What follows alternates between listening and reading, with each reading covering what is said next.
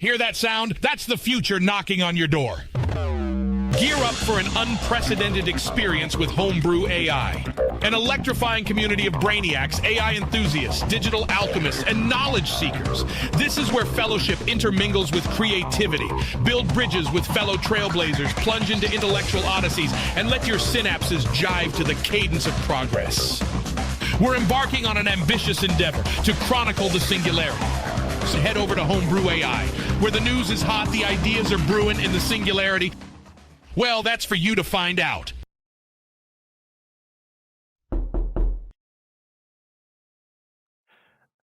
I know. It's very different, isn't it? Not the last much. You look like, what's that guy's fucking name? Clokey from, he's like a Call of Duty Twitch streamer. Let me look this guy up. I want to see how offended I'm about to be. You gotta look him up. How's that? Clokey. How's that spelled? Just cloak. It might be like Cloaksy or something like that. I think his like Tim the Tap Man and stuff call him Clocky for fun.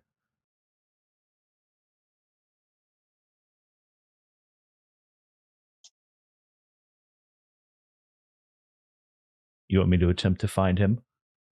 Yeah, I'm looking. I see that. Yeah, okay, I see that. He's a little more tanned than me. Yeah, just a tad. I was gonna do the mustache. It's because of the ball cap backwards that adds way more to it. Because it was just like it's immediately what he does.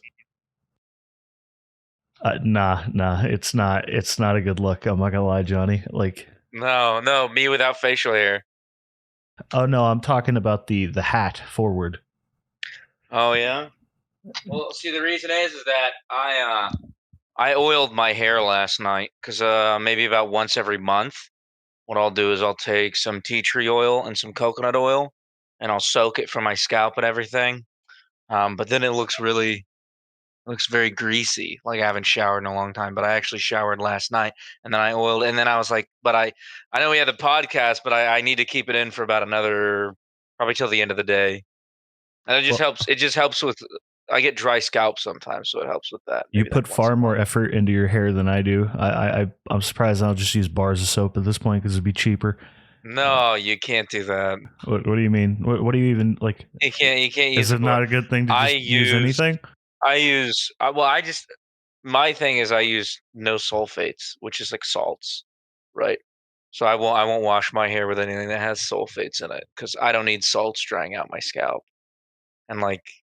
That's as far as I'll go. So I use like a L'Oreal thickening sulfate-free shampoo, and it's a little expensive. I don't know if I'm just. I think my hair's the. But like no. My hair's the only thing I take seriously. Everything. I don't give a shit about anything else. I don't use anything for like my face or like special body washes. I mean, I guess I don't use anything with like harsh chemicals in it, but that's just more of like, in general, I don't want to use harsh chemicals. Like it doesn't matter. Like I try not to eat stuff with a bunch of shit in it either, like a bunch of dyes. Like I won't drink red Gatorade. I'll just go thirsty. I'm not drinking that. Red dye 40, I'm okay. I'm good. I don't want that. They made that in a lab. You're not into like artificial stuff. Like you won't eat hot Cheetos. You know. I mean, I will like if someone offers me something, I'm not going to go out of my way to eat that. I'm not so far into it that like if I was at an event and all they had was like candies or snacks or something like very artificial, I'd be like, I'm sorry, I can't eat this. I can't do that. Like it's just like I'm not going out of my way when I buy food or like the food that I have at home. I try to keep that kind of shit out. You know, the weirdest thing about I do a lot of fats though. The weirdest thing about hot Cheetos is they don't need to be like sticky. Like all the dust doesn't need to come off on your fingers. They do that on purpose. Did you know that? No, but I hate that. It'd be the same flavor, but they make it on purpose. It comes off on your hands because I think they described it as you feel mischievous or something by getting like messy with it. It's some psychological effect. I feel nasty. I eat it with a fork.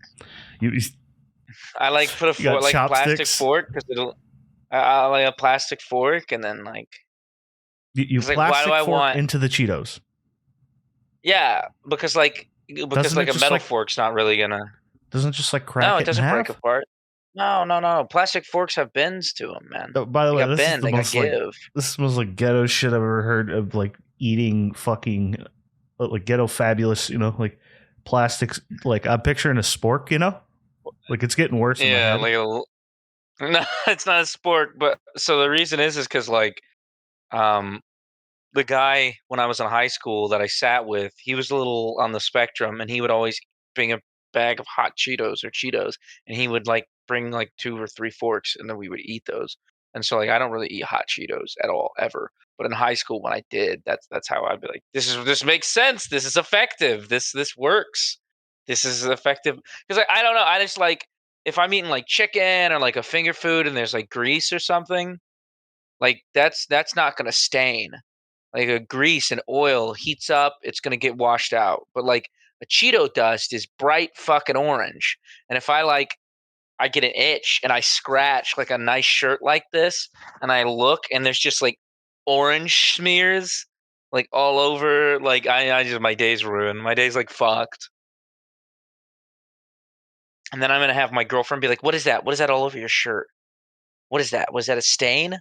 I don't think I expected to And I start don't. the podcast talking about fucking Cheetos, but that's my fault, I guess. But I'm just thinking about the like I can't stand hot Cheetos. I've never liked them. They're the worst thing ever to my taste buds. Like I'm offended the second I've ever eaten them. But I do like And then normal Takis. Cheetos. I do like normal Cheetos. My friend group used to make fun of me because I would put normal Cheetos The on like Subway crunchy or the sandwiches. puffy? Puffy, you get really tired of those really fast, and then the crunchy ones. My mouth. The crunchy ones have a longer period of time where you can keep eating them, but then you actually feel like human garbage at some point. Yeah. Well, the thing with the puffy ones is it reminds me of packing peanuts. I'm like, well, why am I not just taking some packing peanuts, which is just like a corn product? It's the same thing. It's like the same, it's just a, well, not some packing peanuts, I'm sure, are like styrofoam or plastic. But if you like wet it and it turns into like a glue, it's the same thing as like, I'm sure they're not food quality. Don't get me wrong. My friend has a But saying then I that just always think, sticks to my head. My friend has a saying that always sticks to my head. This isn't real food. When he's like eating something like that, he's just like, this isn't real food. It's fake. Like there's nothing here. And that's how I feel about Cheetos.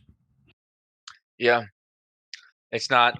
They have real. machines that like at Frito-Lay factory, they have, I think it's like a $2 million machine that perfectly, they do like quality testing. It perfectly checks the bite on the chips for the perfect crunch. But the bite, mouthfeel, and bite, that's important in food, especially when you're making it not real from not real stuff. Like Yeah, if you have like a steak is a steak, you know what I mean? Or like chicken's chicken, or even like vegetables and fruits, they all have the right bite and mouthfeel because they're real. But when you're making something completely artificial and it's all bullshit, even like a gelatin, I think for the most part, because that's made from mostly real stuff. But when you're like from the ground up creating some science experiment, they have to go through all these different like tests and the sponginess of it and the compression and like yeah, I don't think ugh. people realize how like scientific the like food industry is, especially like the factory foods. They do so much work on like studying how the human mind works and like psychology, and then they also have like alchemies of chemical compounds that go into the food itself. Like McDonald's is like the cheapest fucking meat you can buy, and then they put all sorts of stuff in it. Like if you ever eat like a double quarter pounder, they're great, right? But that's because they put these like chemicals in it to make it taste like a better grade of meat. So they're like, It's kind of like fool's gold, but for food. That's what they're doing. Yeah. It's very strange. Well, the interesting thing, and I didn't realize this because so I was over in England and I thought, there's a McDonald's, and I just fuck it, I'll try it. I'll try the English McDonald's or the UK McDonald's, I guess would be the correct way. And they don't cook their quarter pounders from fresh. Like all the quarter pounders in the US are like fresh, and they're like supposed to be cooked when you to order. But like, that's a 50-50 on that. But theirs are all like from frozen, and so I was like eating it, and I was like, this just doesn't taste. I could tell this was frozen, and I know that the meat's not that good anyways. But like cooked from frozen bad meat versus cooked from fresh bad meat, like the cooked from fresh still tastes better. Have you ever had like I remember one time I like bit into a Sonic burger after like work or something like that. I think I was on lunch, and the meat inside is just like pure gray. Like when you look at it, you're like, what the fuck? What's going on here? Like how many cows is Just this don't made look of? at it. Just don't look at the meat. Like Is that your 1,000 recommendation? cows. Just don't look at it. Yeah, I like Sonic, but I like them for chili dogs and for their drinks. I'm not gonna go. If I'm getting a burger, it's Culver's. Culver's makes a damn good burger, but like it's called a. They do what's called. This is so bad. I'm so ashamed. It's called a butter burger. It's like fry, like when they cook it on like the whatever. It's like butter, like a ton of butter on it. It's a butter burger. It's so fucking good though. And so I was at maybe like 225, close to 230, and then I was back down to 205 probably about 4 or 5 months ago. So I'd lost some weight and I was like getting back into. But then a Culver's opened up right next to where I work, and so I would have a double Culver's Deluxe with bacon, a large Dr. Pepper, and then a large order of onion rings. And I did that for like 3 months because it was right there. And I just kept doing it, and I got into a cycle of just eating that, and then and now I'm back up to like 215, 220, and I'm like, oh no, what have I done? All that work, all that suffering. You really do have nothing. that like tall guy problem where like you have to put on so much weight to actually look like big. You're just so lanky. Like it's strange. Like I don't know. You got like I'd recommend eating more, but I don't think you can. You're like every time you bring a plate on to the podcast, you're like you've got like a plate of gargantuan size. What are you eating? What is this? What? Is it pizza? Mm-hmm. Dude, that pizza looks like it's old and moldy. What the fuck is on it? I just refrigerated it. No, that's cool. That's just jalapenos, man. It's just jalapenos and cheese. The cheese gets a little see-through once you cook it the second time around. How many slices delicious. Do you have? It's good. Be honest with me. I had 4. I'm down to 1. Is this like your normal dinner time? Do we have to reschedule this? No. I just eat pretty consistently throughout the day. Like I'm never an empty stomach, which I don't think that's good for you. Probably not. Like, my stomach feels empty. That makes me nauseous because I have acid reflux. I'm going to eat more food now. Well, you can wash the acid reflux away if you just keep eating, and then just keep chugging like the Pepto. Just keep just. I'm never gonna get stomach cancer. The Pepto Bismol, the Bismol material. Only recently are we starting to understand the chemical compound of it. So we don't know exactly what Bismol is, right? And what it does and how exactly it interacts with us. Some fucker just tried it and was like, "Oh, my stomach feels better now," and people have been drinking it for years. Yeah, I mean that's all the science I need. Like my back was hurting. Kidding. I took this. My back doesn't hurt. Okay.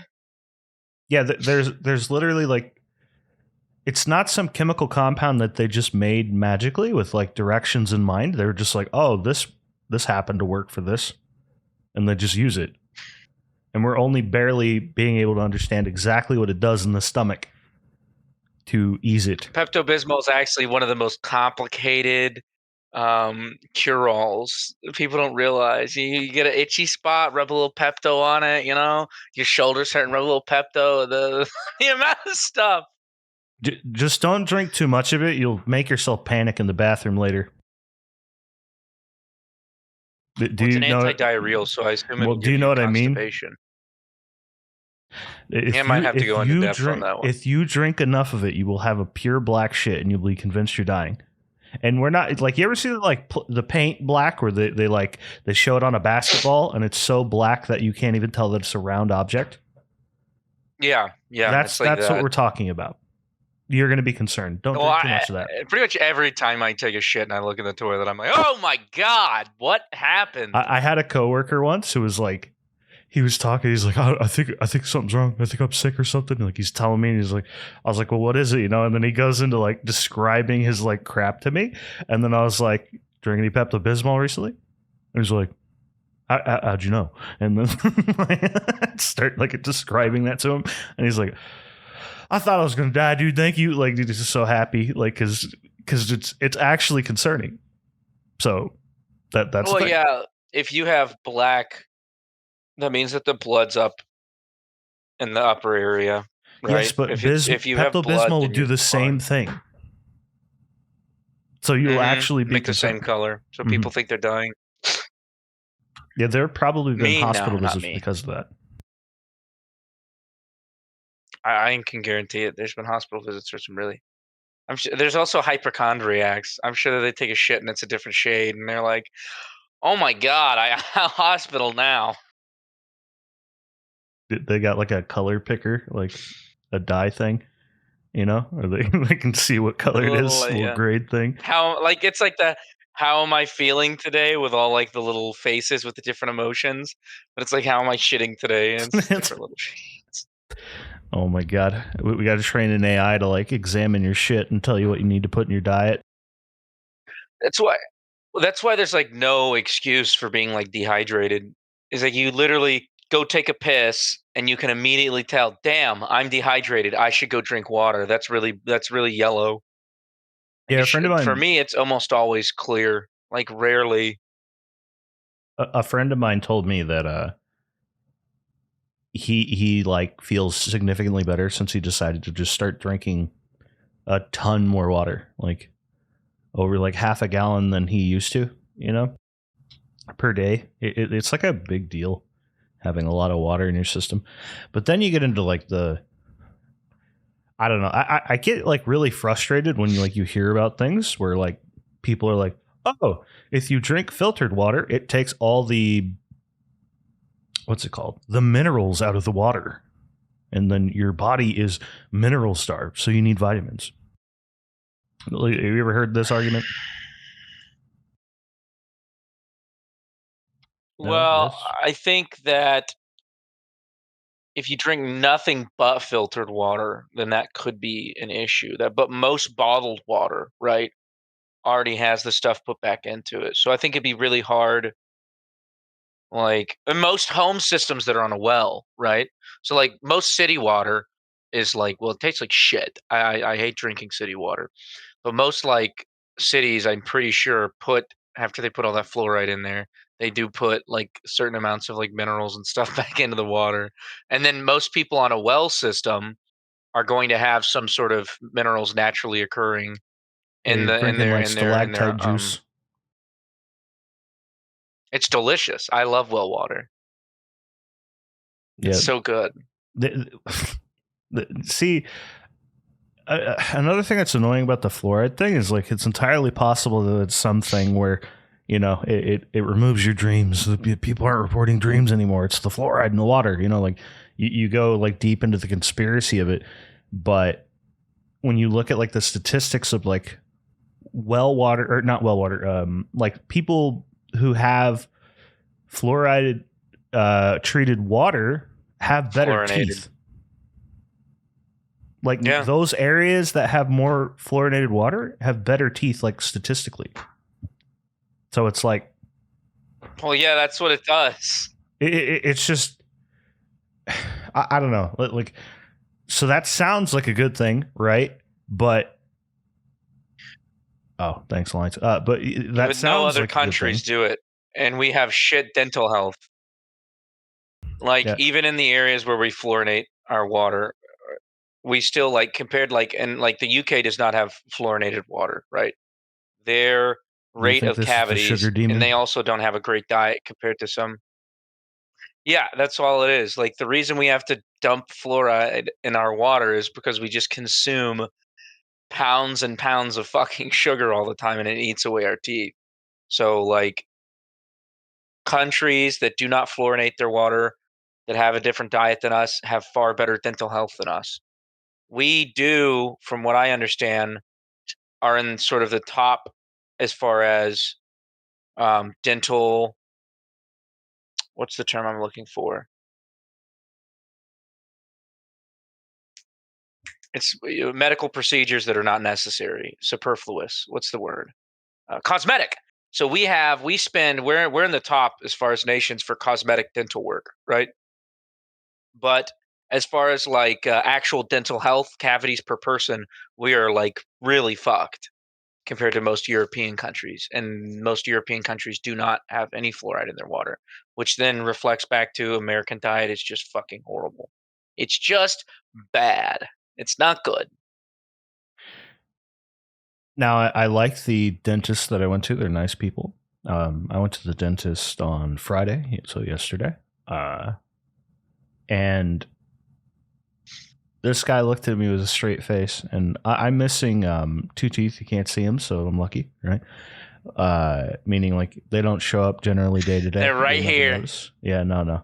But this guy fucking looked at me with a straight face, and he's like, "Oh yeah, we can replace those two teeth with like an implant or whatever." And I'm like, "Oh, okay. What would your price be?" Because like I'm like, the last dentist was, it was like ridiculous, and he this motherfucker slid over a paper to me that said 10 grand for both of them to put two fake teeth No. into my fucking jaw, right? 10 grand. $10,000. You can get hair plugs for like 3. Like if I had 2 teeth back here missing, or I was going bald, right, and I wanted new hair, I'm getting the new fucking hair. I'm getting the new You hair. get the new hair in one tooth. I could get new hair. I could get some Botox. I can get a facelift, and I could probably buy a car, or I could get 2 teeth that no one's gonna ever see. It's Fuck just the teeth. it's one of those things where like the dental insurance is like charging way, or like they're charging way up, right? Like so all medical stuff within America is like fucked because the insurance companies for both dental and medical say, I'm not paying that shit on everything that the hospital or whatever is reporting to the insurance company. And they negotiate it down to eventually they get like 10% of the cost, what it really costs to do whatever procedure you're talking about. And then they make their margin above that, like just slightly. And that is one of those things where I wish, like, especially with like dental, because fuck you, for what they said they would charge me for getting those two teeth in, I can get a flight to Turkey, right? And Turkey has actually a pretty good dental environment. They're a bit more laxed on their rules about what they'll do to you, but they are like professionals, and you can go and do stuff like That's where everyone goes for the hair plants. Yeah, they'll do weird shit like give you fangs if you want. But my point is, if you get past the witchcraft that they're trying to do to you, they're pretty good dental wise. Even the Philippines is good dental wise. You can go there for 10. I could have a whole vacation, is my point, for 10 grand, and then get full veneers on everything. Yep. For either place that I went to, right? You're probably looking at like $900 to like $1,200 for a flight. And then I don't know what hotel costs, but let's say you're spending like, let's say you get a really nice hotel, you're spending $200 a night, right? And you stay for a week. You know, that's you're looking at like And then I don't know what they're, but you're yeah, you get a vacation, you get new teeth, you can probably get the hair transplant as well on top of it, and the Botox all in one. Well, it's like there's probably like, their dental stuff is not that good. I had a problem where like I had a filling on one of the molars that I lost, right? And that's on me, right? Too many sodies, right? But I uh, I lost one of them because they cut it down and put a crown on it, right? It's supposed to be a permanent crown that it looks like normal tooth and it's expensive. And they left a fucking gap underneath it. So over like a 3-year period, it rotted out, and that is very expensive. Higher level dental here in America, they still fucked you. Yeah, so that's actually what happened with these two when they went and filled a cavity. They did a filling in these back two, and they left a gap between my back two molars, a pretty sizable one. And I didn't realize it. I was brushing my teeth, but it was actually down in there, and so there was a bit of particulate that had gotten in there. And then I was flossing one day, and I just like this chunk of stuff came out, and I was like, "Whoa, how long has that been in there?" And I like, felt with my tongue, and I was like, "Oh Jesus!" And I like looked, and I'm like, "Well, that's fucked." So then I had to go back in, and now they finally fixed it. But yeah, they still. I don't know if something had broken off and made the gap, but yeah. So there was like a good I don't know 3 or 4 months that I didn't realize that there was a hole there. So A lot of people don't even have like the time to pay attention to this shit. To answer your question, Jasmine, I did this roughly 7 years ago, right? I was working like 12-hour days. I don't remember exactly all the procedure they did. I just know they did a crown and they're like, hey, your tooth's going to fucking fall apart. You got to do this. And I'm just like, whatever, here's the fucking money. Let's do it. Right. And I don't know if they did the root canal, but the point is like, you can't really pay attention to everything. So like shit like that, what he's just talking about happens. So over a period of time, they don't do their job right and you get fucked anyways. And you paid a ton of money. So I will say, and I'm not bragging, but the good news for me is because of the way that I was working and now I'm independent on my own health insurance, but then I went back to school. And the moment I went back to school, I stopped working. And then I never worked long enough between now and then. Now I'm going to be attending law school. On paper, I'm basically like the poorest person in the world. And I'm not, I don't really have any money, but like, so I get the poor man's insurance. So when I was on my parents' insurance till I was like 25, um, I was paying like the copays and stuff because they're like, okay, you can be on our insurance, but you got to pay like copays. So my prescription will be like 80, $90. Now I go in there and then I'm like, how much do I owe you? And they're like, oh, you don't owe us anything. I'm sorry, what? I don't owe you anything. Oh my goodness. So I went to the dentist and I'm like, yeah, so was it like a $60 copay? They're like, what? No, no, no. Your insurance covers everything. And I was like, oh, it does? I go to the doctor. They're like, yeah, we set you up with the chiropractor. I got in to see the chiropractor. I was like, I'm sure being poor and like impoverished is like really, really bad. But like for the state of Indiana, if you're really poor and you don't have any income, they give you some damn good ass health insurance for the little stuff. Now, I haven't had any medical emergencies. I don't know what that would look like, but for like getting to see my doctor, getting my prescriptions filled, seeing a chiropractor, going out to see a specialist for getting my colonoscopy and endoscopy done. Like all that was just it was free. Didn't cost me a fucking cent. So I was just like, and since I'm moving countries, I'm like, I need to get all my medical stuff out of the way. I need so to you make had sure a I have no robot up medical your issues. ass. Yeah, absolutely. Did I you was like awake it? for it. They keep you half sedated. Oh, it was fun. I was Did looking up. They have like the did little screen. They have the oh, little screen, and so I'm like you half played Speed sedated, Racer looking with up my it? own ass. They I'm should like, have let me let you see get the the controls. controls. Oh, yeah. Oh, let me just, sir, you just keep circling back to your prostate. You're not going into your colon. No, no, no. Trust me, I'm about there. Just give me 5 more minutes. I'm almost there. Please give us the stick back. No, no, no. You're wrapped around it like a python.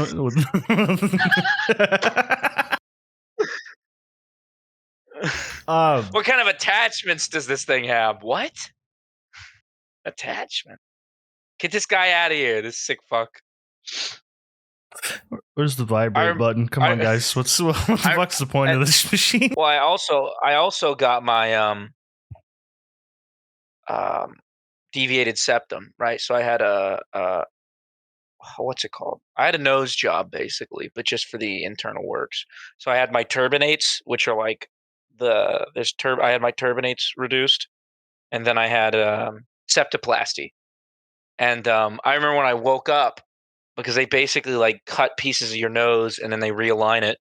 I woke up and they're like, "Oh, you're not gonna have any pain." I woke up and I was like, "Son of a bitch! What the fuck did you guys do to my fucking nose? God damn!" And the nurse walks over. She's like, "Please, sir, please, be, please be quiet. There's a child in the room next to you." I was like, "Oh fuck, my bad."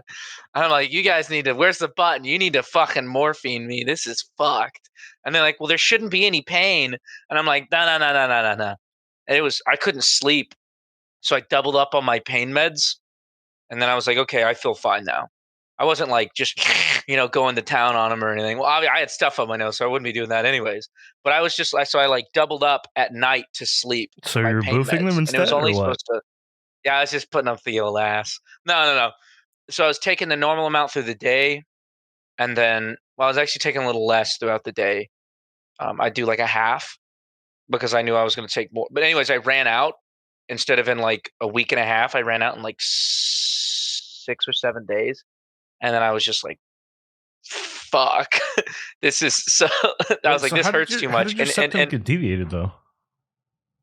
Is born. My dad has a deviated septum as well. So like, if you listen, there's like some airflow there. Actually, what'll happen is it'll switch. So this one's actually a little collapsed. Not to this degree. There's a genuine. This side right here is actually smaller. Huh. So if I took like a and I can test it. If I took like a Q-tip, I can make this all the way up, right? A Q-tip will not fit. It will not fit on this side. So I need to get another one done. It's improved it a lot, but it's still kind of it doesn't always take when it heals. But they put these giant plastic things up your nose, and then they do this really thick stitch right through your septum, right through here. And I don't know if I had a nerve that was hit, but every time I'd move my mouth, I could feel that stitch, that rough coarse stitch going back and forth between the hole, keeping them both in there. And I was like, no. So I was doing some research on the efficacy of 5 days versus 8 days of having those in. And they're like, oh, there's no real difference. Take it. So 5 or 6 days had come.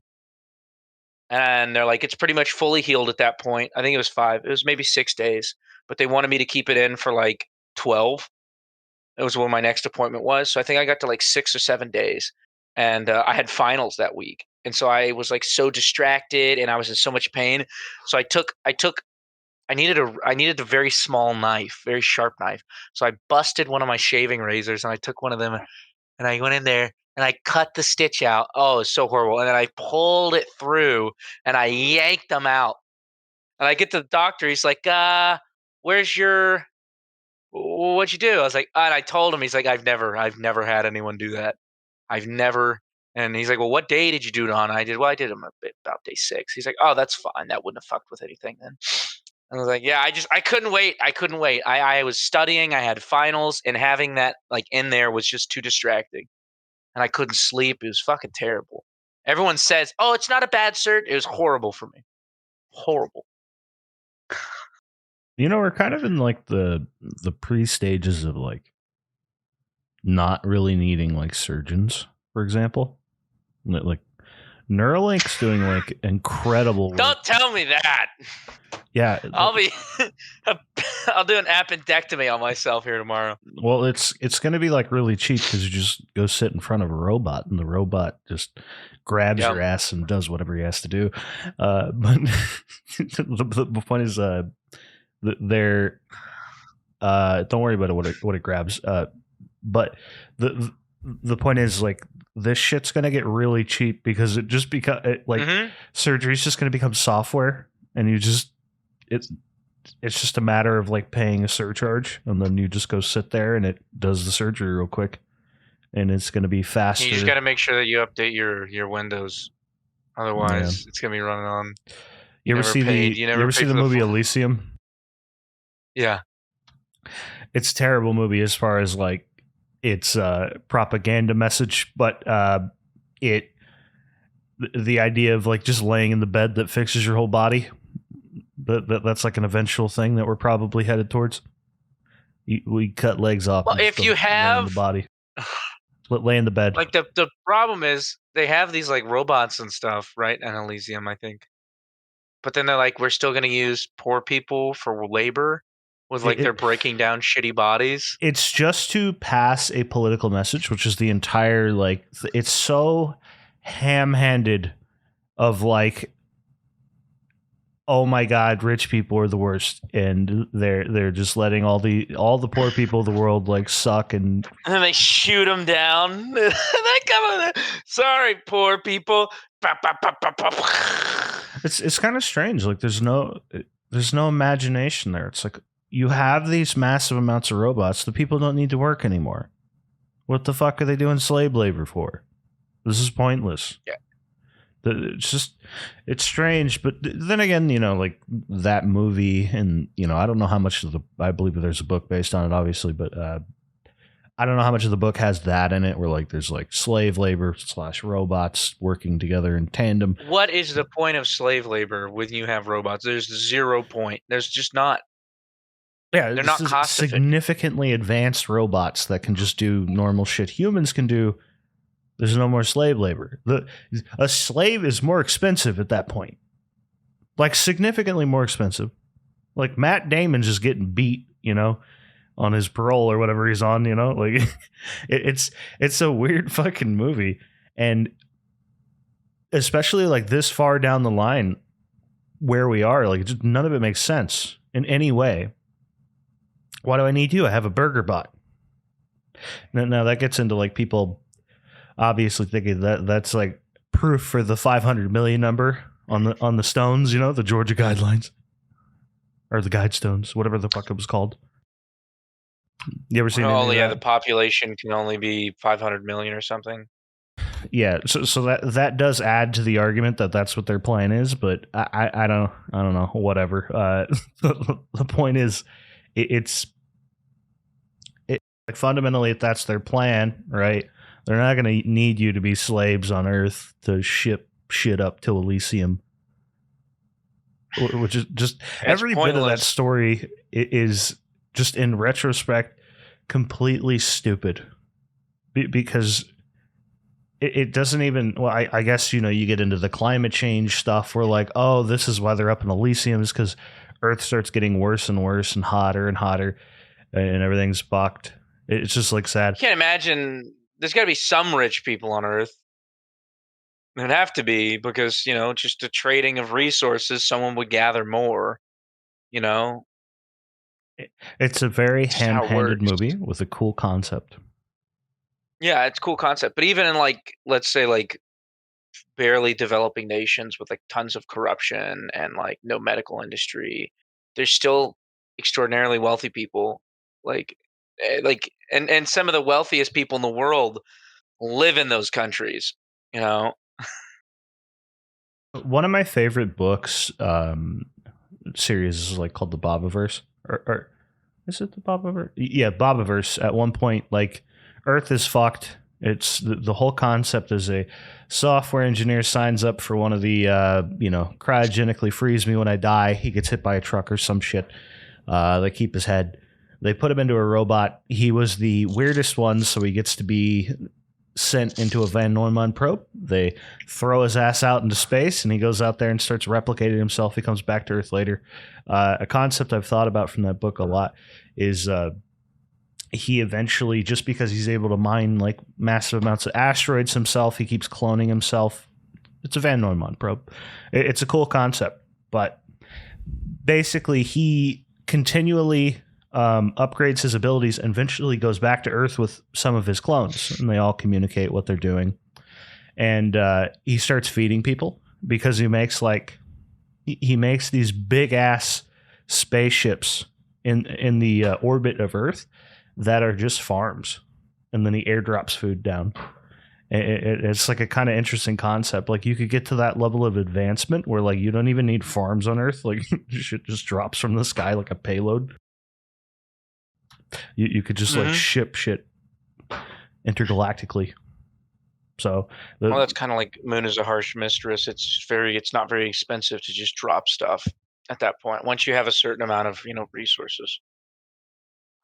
Do you think eventually they're see, this is where like the transhuman stuff that I always think about is at some point we might just run off of electricity but still be human. We just swap what we use. You think that's like a future that we might run into where like people just willingly mod themselves? My joke is that you sit on your ass on your wireless charger, at your chair. You just charge up for the night. I mean, I don't too out there.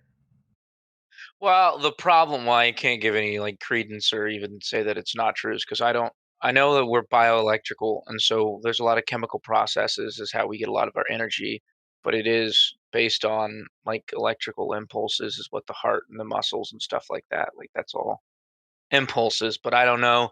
I don't know how it works. I'm not I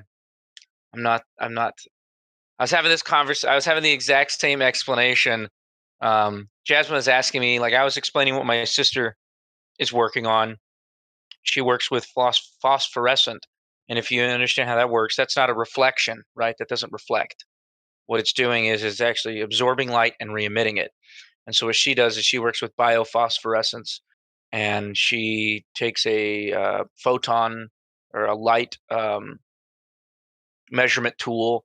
She excites the bio compound or whatever, and then she measures these experiments. And she's like, "Oh, well, why does this happen?" Basically, is what Jasmine asked. I was like, "I don't know. I don't know. That's okay. Yeah, I was here. This is all I had." I think she was like, "Well, why is it that like a platypus? I didn't realize this. If you shine a black light on a platypus, the entire fucking thing glows bright." Right? And she's like, "Well, why doesn't it do that with just regular light?" And I'm like, "I don't know. I don't know." She's like, "Well, what is a black light?" And I was like, "It's UV." She's like, "Well, the sun has UV, right?" I was like, I don't know. I don't know anymore. I thought I was sounding smart. No, I don't know. I don't know. I don't understand why. I don't. One of my friends watching this just told me, fun fact, Bugatti sponsored the healing bed and the factory CEO's space shuttle in the Elysium movie. I don't know if this is true, but that's funny. The Bugatti sponsored healing bed? What do you think? Would you buy one? I think. Or are you a brokey? No. I'm a brokey. I'm not going to buy the Bugatti healing bed. I'm cool. Dude, there's such a contrast between Tristan Tate and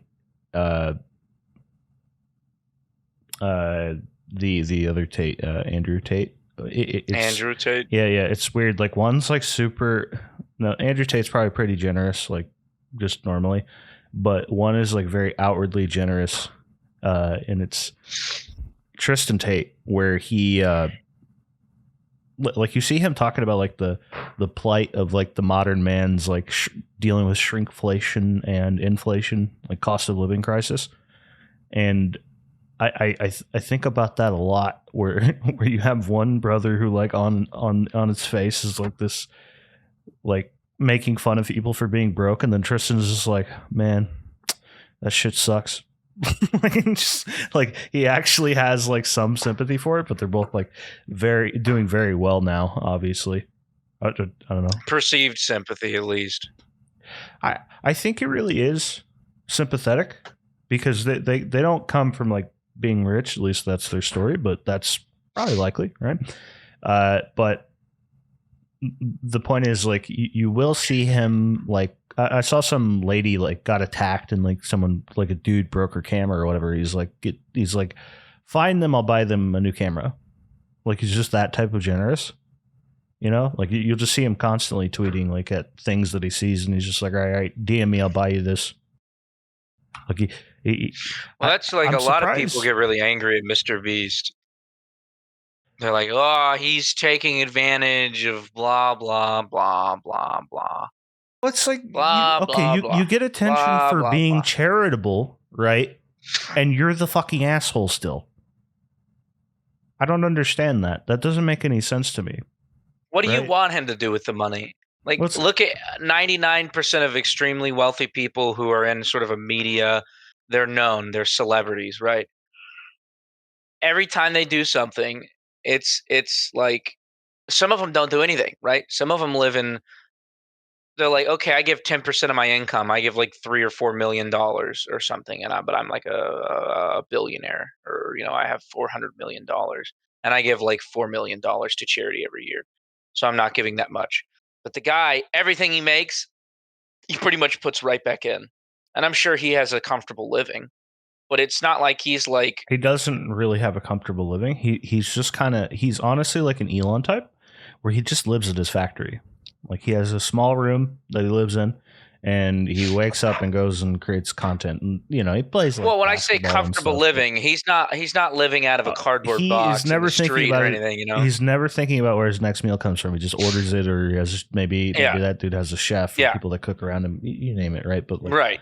But he's not running around in the private jets all the time, and he like, makes enough to chill and take care of doing his all the. mother and other family members, I'm sure. And then he lives his life. His life is literally that. And it's just strange to But me if that he like didn't give anything back, right? If he didn't give anything he back, wouldn't be did there no charitable probably. contribution. Well, here's the thing. I don't think anyone would say anything. I don't think anyone would say anything at all. So if he just did these like videos or whatever, and he wasn't doing any of the charity stuff, he was just doing like, we got 1 billion Orbeez and we shoved them up our ass, or just the stupid bullshit, right? Just really stupid shit, but nothing involving giving people stuff. If he didn't do anything like that, no one would say a word.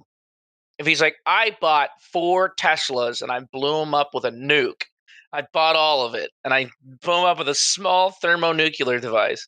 I feel like there'd be less criticism than when he's like, I cured 1,000 people's blindness. They couldn't see their kids. Now they can see. And they're like, you sick fuck. You sick bastard. And then people are like the title's clickbait. He just cured like a very specific sight thing that's a well-known service. Okay, well, they didn't have the surgery or couldn't afford it before he showed up. Like, what the fuck are you talking Were about? they blind?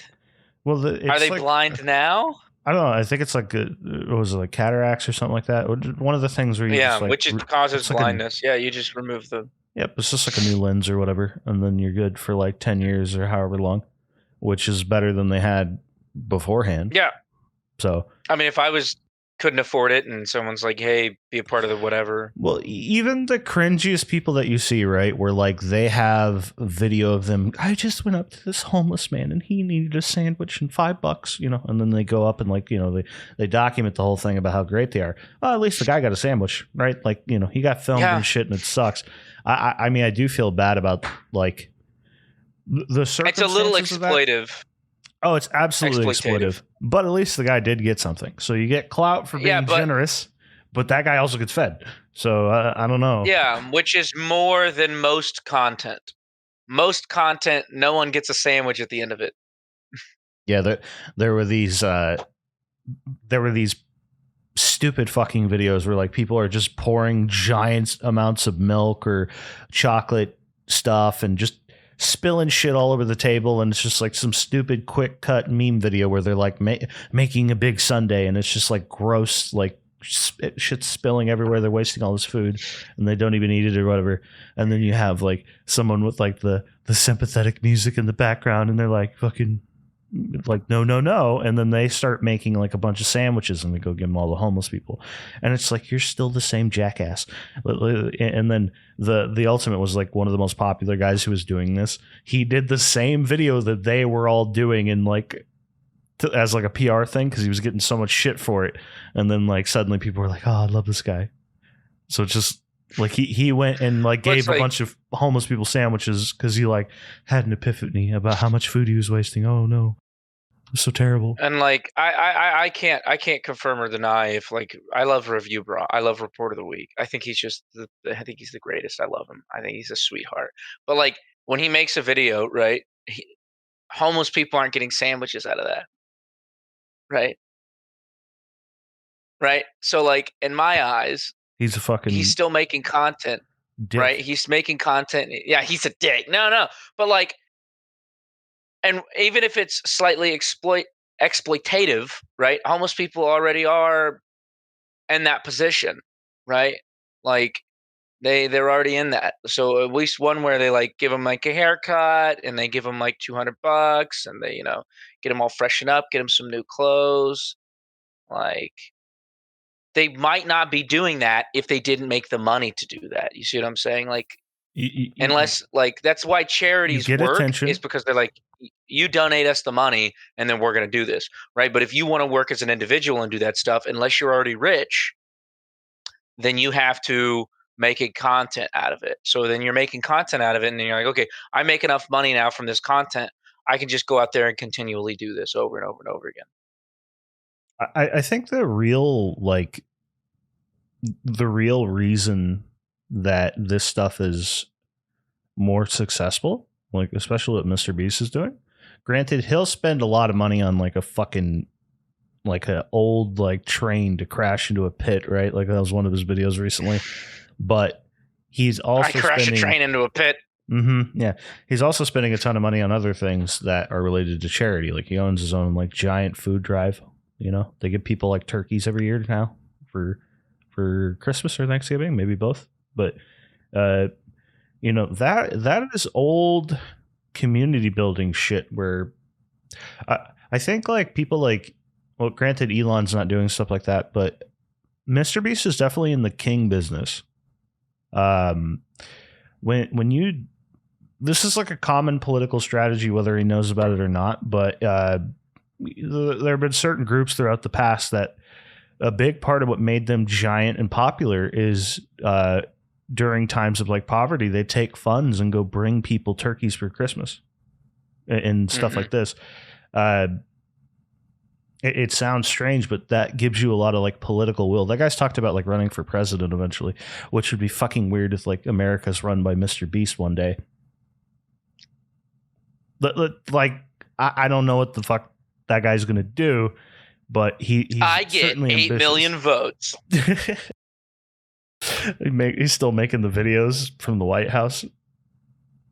That would be fun. I sign over 1,000 laws in one day. We dropped 1,000 nukes on this small African country. Watch me cluster bomb this country in the Middle East. I press the button, Mr. Beast. I throw Beast burgers at national enemies. One of my favorite things was there's a podcast of Mr. Beast where like he was talking to someone and they were like, what if you made like a villain Mr. Beast like Netflix series? So it would be like a meme thing where like it's just a Netflix series where it's Mr. Beast challenges and stuff, but like you get shot. So like it would, real like really good acting and stuff, but like it just becomes a horror thing where he's just evil and he's killing everyone. Like you ever see the common thing is the billionaire on his island. He invites you all to the island and then he hunts you all down one by one. Mm-hmm. You do that with Mr. Beast. He just turns into an absolute psychopath. Most dangerous game. He said, haha, yeah, that'd be really funny. And he starts sweating. And you're like, whoa, Mr. Beast, what have you been doing? I was just having this conversation with Jasmine. And like, I know Mr. Beast is like huge. He's hugely popular, right? He's well known. He's not only hugely popular, he's going to be one of the most popular people on the planet within a couple of years at this rate. There's no way like But as far as like won't know him.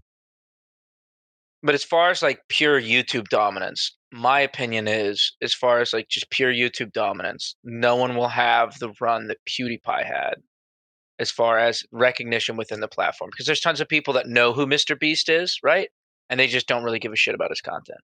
Like, I know who he is. I don't give a fuck about the guy's content. I just don't care. It just does not interest me at all.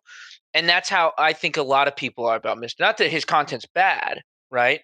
Like, do you watch Mr. Beast videos? I've watched a lot of them just because like it's just something to watch while like you're eating dinner or something. Like, but like I think at the height at the height of PewDiePie's like reign on YouTube. I just think that we're getting to a point where YouTube might not exist any longer, and the dynamic has changed, and people are starting to. I guess things are becoming more niche.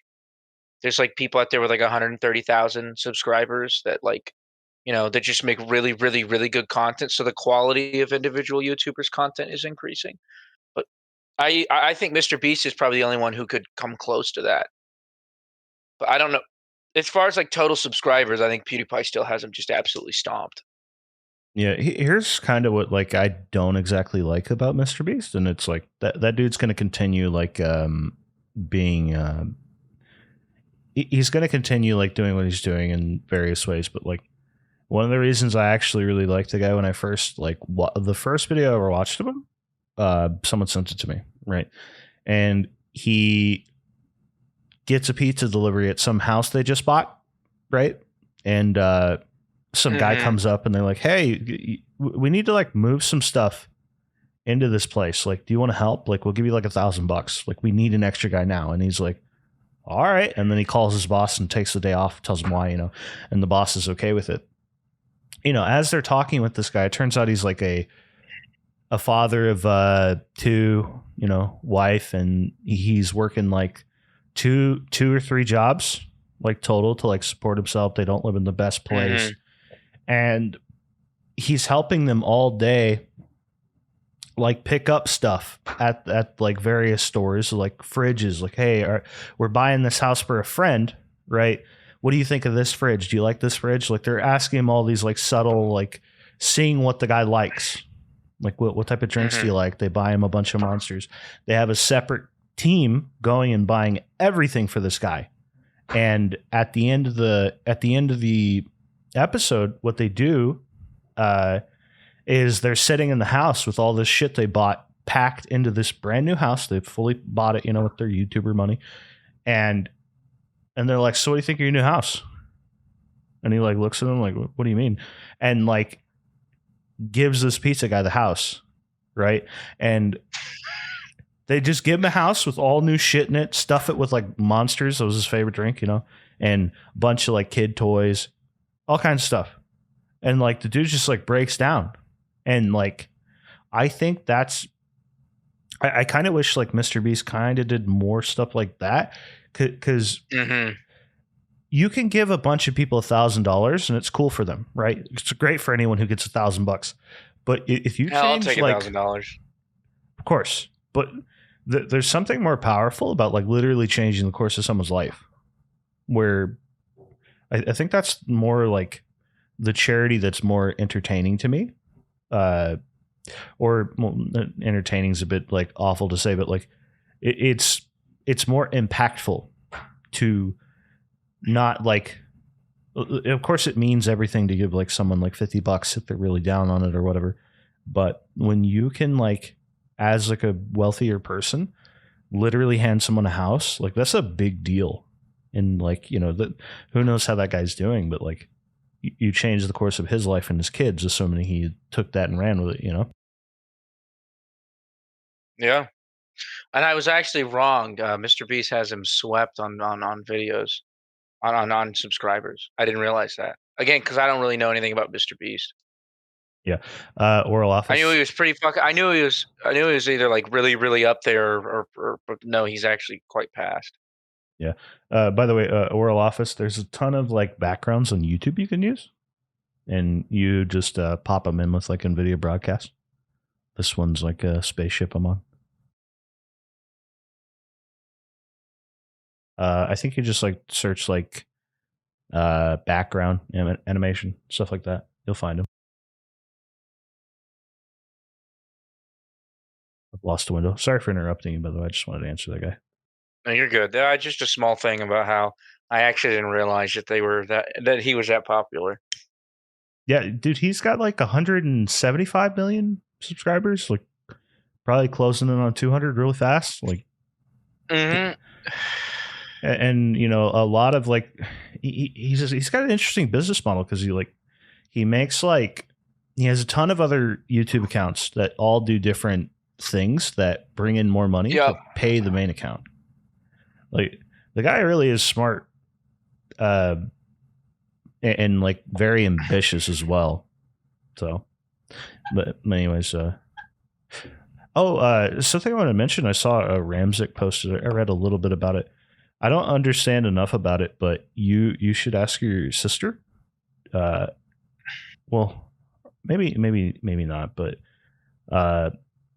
effectively, Google is releasing their new like possible protocols for encryption past quantum.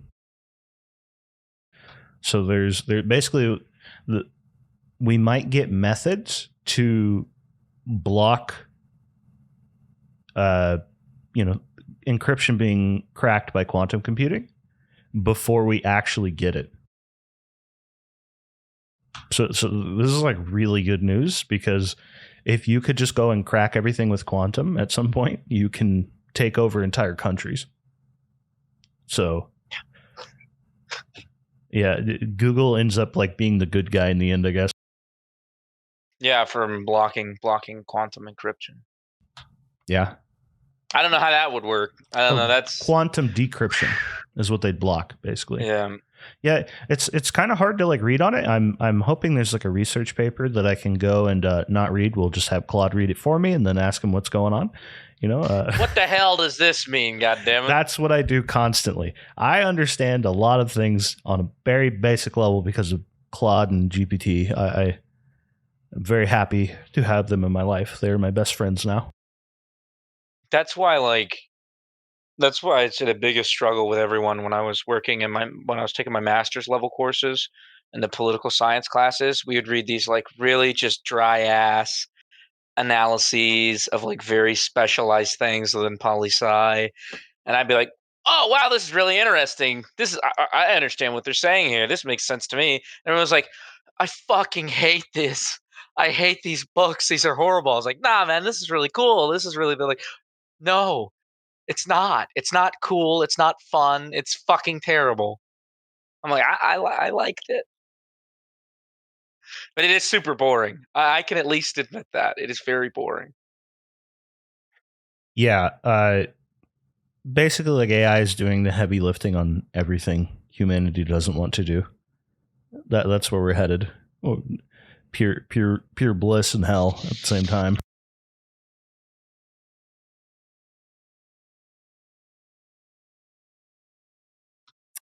You know what I was thinking about today while I was walking around?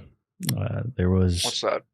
It's a book series that I recommended to you, The Undying Mercenaries, but I'm gonna spoil a little bit for you. But there's a character in the book series called Claver, and because in the book the whole concept is that I always think of Counter-Strike when I think of this, because you die at the end of the round and then you come back and fight again. Mm-hmm. And it's like this long process of becoming like a super soldier, right? Well, that's what happens in the book.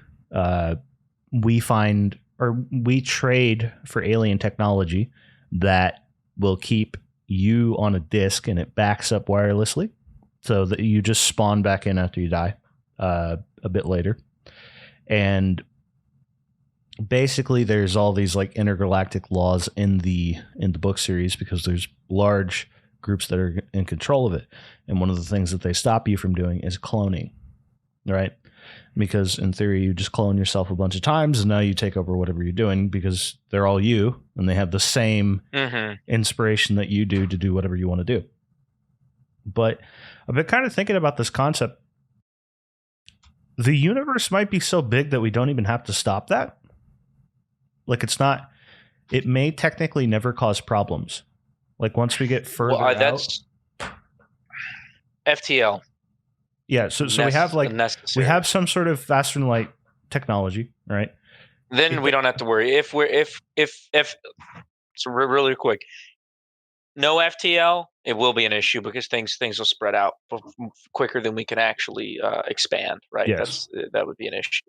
I can't remember I think there might still be a little bit of debate on infinite universe, like it's expanding, or if it's already infinite and we just have the observable and it is expanding, but it's infinite, so the universe just never ends. I can't remember. They were doing something using triangle right?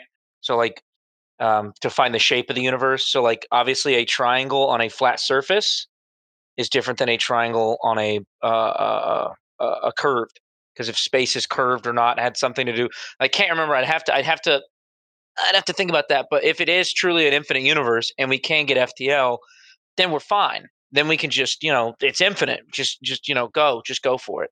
We don't even have numbers like that we can conceive of to describe how many planets there are. So even if it's not infinite, a guy could figuratively take over with all of his clones 1 trillion planets, and it wouldn't make a dent, right? Mm-hmm. But this is assuming like faster than light.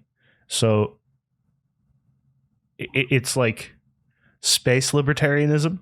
Like you ever see like the anarcho-libertarian stuff, right? Where like you've got your McNuke and all that. You violated the NAP. Yeah, I have to nuke your entire family. Well, the point is you might get to a point where, minus the nuking part and people trying to take over your stuff, effectively, it would be so easy for you to just send your space robots out to different, asteroids to grab all of your materials that you need to build whatever fucking Dyson sphere thing you're building, whatever. Right? This is like all like Dyson sphere, Dyson vacuum. I mean, whatever you want to. Assumes longevity, obviously, but like you as the person, even if you just clone yourself a bunch of times, it's easier to just go grab a planet and then there's some sort of like agreement or physical agreement that like I'm going to destroy all your shit. There's plenty of planets out there. Yes. There's no need to really. Well, because until further notice, right? We can't defend against one thing that could happen, which is you send a rock as fast as possible at something, and the kinetic energy will just explode that planet, right? So there's like not conspiracy. There's potential that there's some space. One of the old clips I was looking through recently mentioned like the Dothans, like this group that wanted to kill the rest of the galaxy's inhabitants, right? Well, technically you could do it now. Well, maybe, but at some point in the future, you would be able to do it where you take a ton of asteroids, like you split up big asteroids and you strap a rocket to it, right? Or whatever, right? Whatever propulsion method. And you send it at the speed of light to every planet that you can see. And eventually, with like significant compute and machine learning technology, you would have the exact coordinates that everything would be at, right? And the impact, and it would all calculate out. And you just send from your one place all these rocks out and collapse every star that you can pinpoint on the map. And my point is, there's like this crazy like possibility of like the physics of it is there's a Samson option where you can destroy everything except black holes.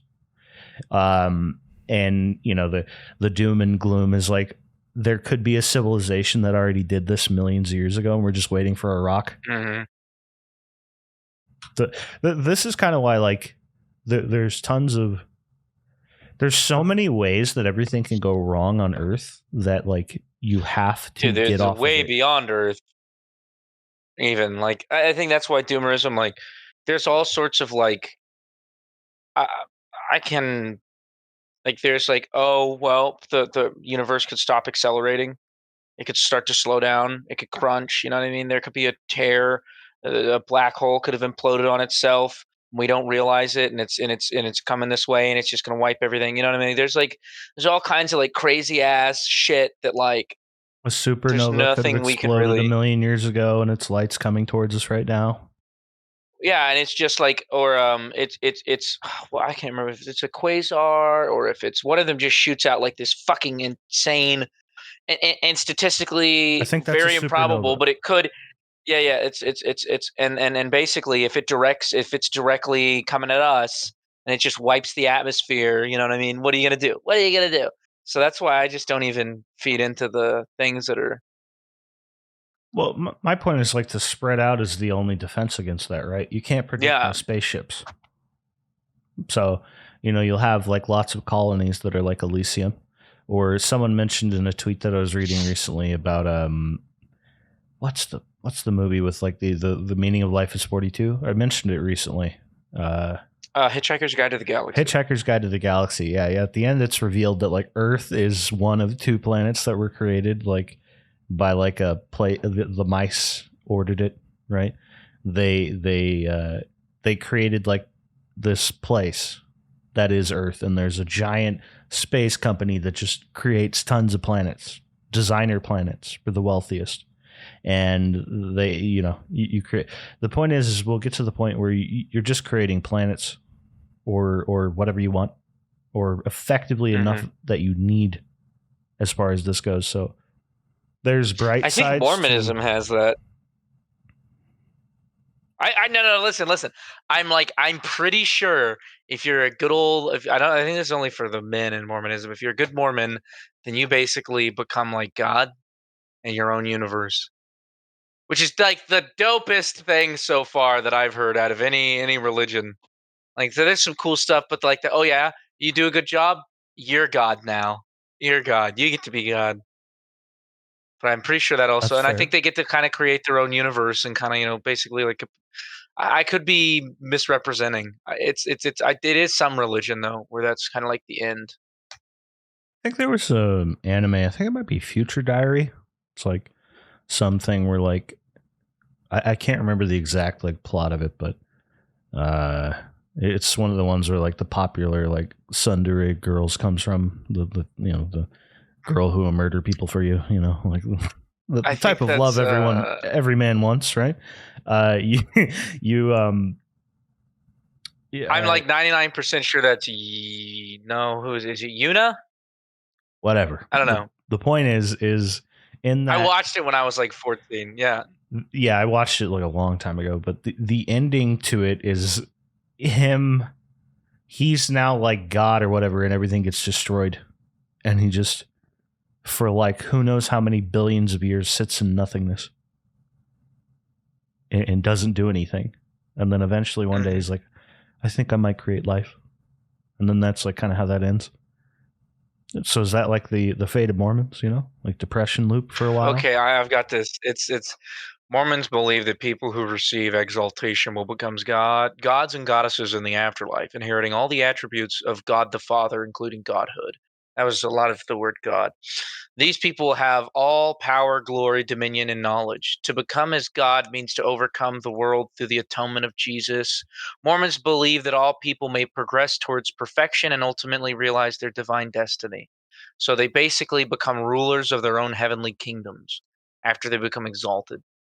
Isn't it kind of strange that like at least virtually that's 100% true? Like what's coming? So like they kind of get their wish anyways? Yeah. It's a false world. Burn it all. Well, I mean, you get to the point where it's so realistic that like you don't care and you just enjoy it, but it's something to think about. Like weird, like prophecy comes true on accident, right? Like some guy just, what was he, a science fiction writer? I can't remember. Or am I thinking of Scientology? Yeah, that's Scientology. Okay, yeah. Are you thinking about Mormonism? Mormonism was Joseph Smith, and I don't want to say too much negative, but from what I've researched, he kind of just made Mormonism so he could have like more wives. Well, Mormonism, they almost kicked all the Mormons out of Utah, right? Now they own Utah. Well, they almost kicked them all out unless they stopped the stipulation of like multiple wives, and then they updated their rules to be like, oh yeah, this isn't cool, just not for the time. I don't remember what the fucking excuse was, but the point is, I don't want to be a Mormon anymore. Yeah, like I don't think that's like a rule anymore. At least not here in the United States. Because the Church of Mormon does not authorize and prohibits, and that happened in 1890. Why does every cult leader move towards having multiple wives? What is it about like being you start a cult, you have all these people, you know what I mean? What else are you gonna do? You get multiple wives. I mean, that's I can't imagine that if a female ran a cult, she wouldn't be interested in multiple husbands. I would have to imagine that it's not just a male thing either. I hate to I break would it to just you, Johnny, assume. but polyamory is massive. It's scary. This Yeah, already I think exists. yeah, I just think people get into I think the type of person, right, who's going to be the leader of a cult is probably going to be pretty cool with having multiple partners that they worship them, because that's what it is. That's what a cult leader is they're worshiped, they're exalted. And what's the most devious I guess form of that worshiping would be one of sexual gratuity. Well, it's like if I were to start a cult, right? That wouldn't be my goal. Like, if I'm starting a cult, I'm trying to start a kingdom, right? I want a bunch Yeah, of but people you're not to a cult have. leader. The point is like why so short term thinking on every cult leader? It makes me like furious because at least with like I levels think of like most of them are Christianity. crazy. Okay, that's fair, but you know, I don't I know, think they're all dude. fucking. I just feel like there's I think better it just takes a strategy to very this. specific. Oh, I agree, absolutely. I think if I was gonna run a cult, you know what I mean. Yeah, But like the why people wouldn't that you are in want the them to cult, breed more people like you, right? So like everyone no, has just like a me. wife and They're that all shit. for me. Yeah, it's What's just crazy? There was the Anthill kids or whatever, and like they would like couples would join, and then the cult leader was like, "Yeah, you don't get to fuck her anymore. She's mine." And the guy would just stay in the cult. He'd just be like, "Ah, geez, I have sex with my wife. I guess I'll stay in the cult. Oh, you're gonna beat me? You're gonna beat me and then have sex? I'll stay in the cult."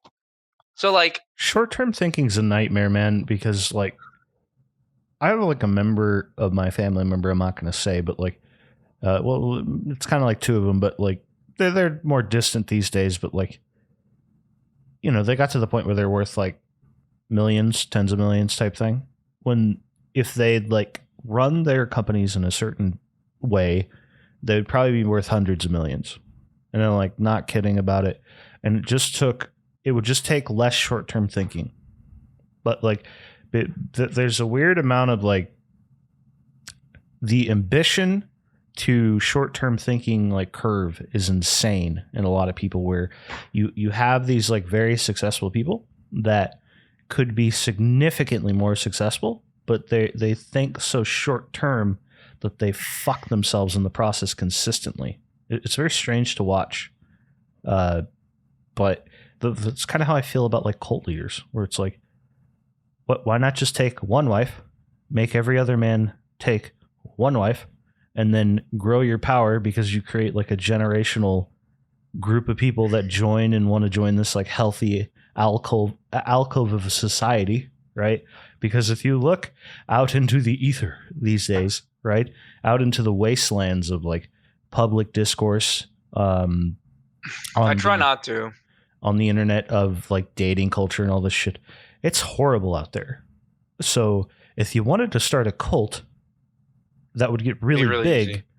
it would be one of like, traditional, setups where everyone just, you're all hopping on a commune together. I guess at some point though, the problem is communes eventually get raided by the ATF, but that's another story. Well, like, why bother with all that when you could just be a cult of personality on the internet? You get all the women, you get all the money, you get all the adoration, you get all the defending of people of you on the internet, and you don't have any of the negatives.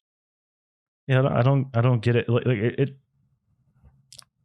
I don't know. Maybe I'm just like fundamentally different person than these people. So I literally, like the ability to put yourself in someone else's shoes and think about their opinions is like a form of intelligence and stuff. So maybe I'm not intelligent enough, but I mean, would you not think that that's what like Donald Trump is essentially? And I'm not saying that the people that like him, but like, if he wanted to, right, he could easily be like, "Hey, we're all doing this now. This is what we're doing. If you're a true Trump supporter, we're doing X." Or like, someone Here's like, how we behave. yeah, this is what we're doing now. We're all wearing a hat this way. Like so like political figures. I'm sure that like there's Biden could probably get it. I don't know many people that would. I don't think You're like, well, here's what we're doing, Jack. We're all wearing our socks backwards from now on, Jack. That's what we're doing. The thing. I'm sure that there are people out there that be like, okay, Mr. President Biden, we're gonna do it. We'll do it. You know the thing. We're wearing backwards shirts. I So guess unlike that, in my opinion, that's basically a cult leader at that point. It's just you haven't defined. You're in the process of being one. You can say shit and everyone listens to you. I mean, that's a leader in general, but when it becomes a cult is when you're sort of worshipped and you're exalted, even though you haven't done anything. Like if you actually are like turning water into wine and you're walking across the water, is it really a cult if they worship you? That's just common sense. If this guy's making magic happen, it's not really a cult. If he's raising people from the dead, that's. But if you're like, have you ever watched again, Monty no Python offense, movies? yeah, I watched Life of Brian recently, which I've never watched it's before, really good. and like it just got me thinking on this whole concept of like he like at one point he tells them all like, no, you're all individuals and you just need to think for yourselves and don't listen to anybody, right? Like whatever, right? Like Yeah. but like I mean, I guess there's the whole concept of like, your ego's big if you think you can tell other people how to live, and they'll, everyone would point out like consequences to every little thing. Oh, well, like, you recommended everyone get married and have kids, right? So now there were a ton of divorces that you caused by saying that, right? And it's just like, what the fuck are you talking about? Or there's a ton of people that weren't able to get married, so they think they failed. So basically, you kind of have just like tiny little cults of personality in the social media environment we have that have a prescription for only a few things. Go to the gym, right? Or hustle culture is a big one. Like, go fucking get your money. Yeah. We should ban that word, by the way. Grind that. I'm getting my bag, yeah, homie. Grind I'm set, grinding. right? So I'm 100 emoji. I'm grind.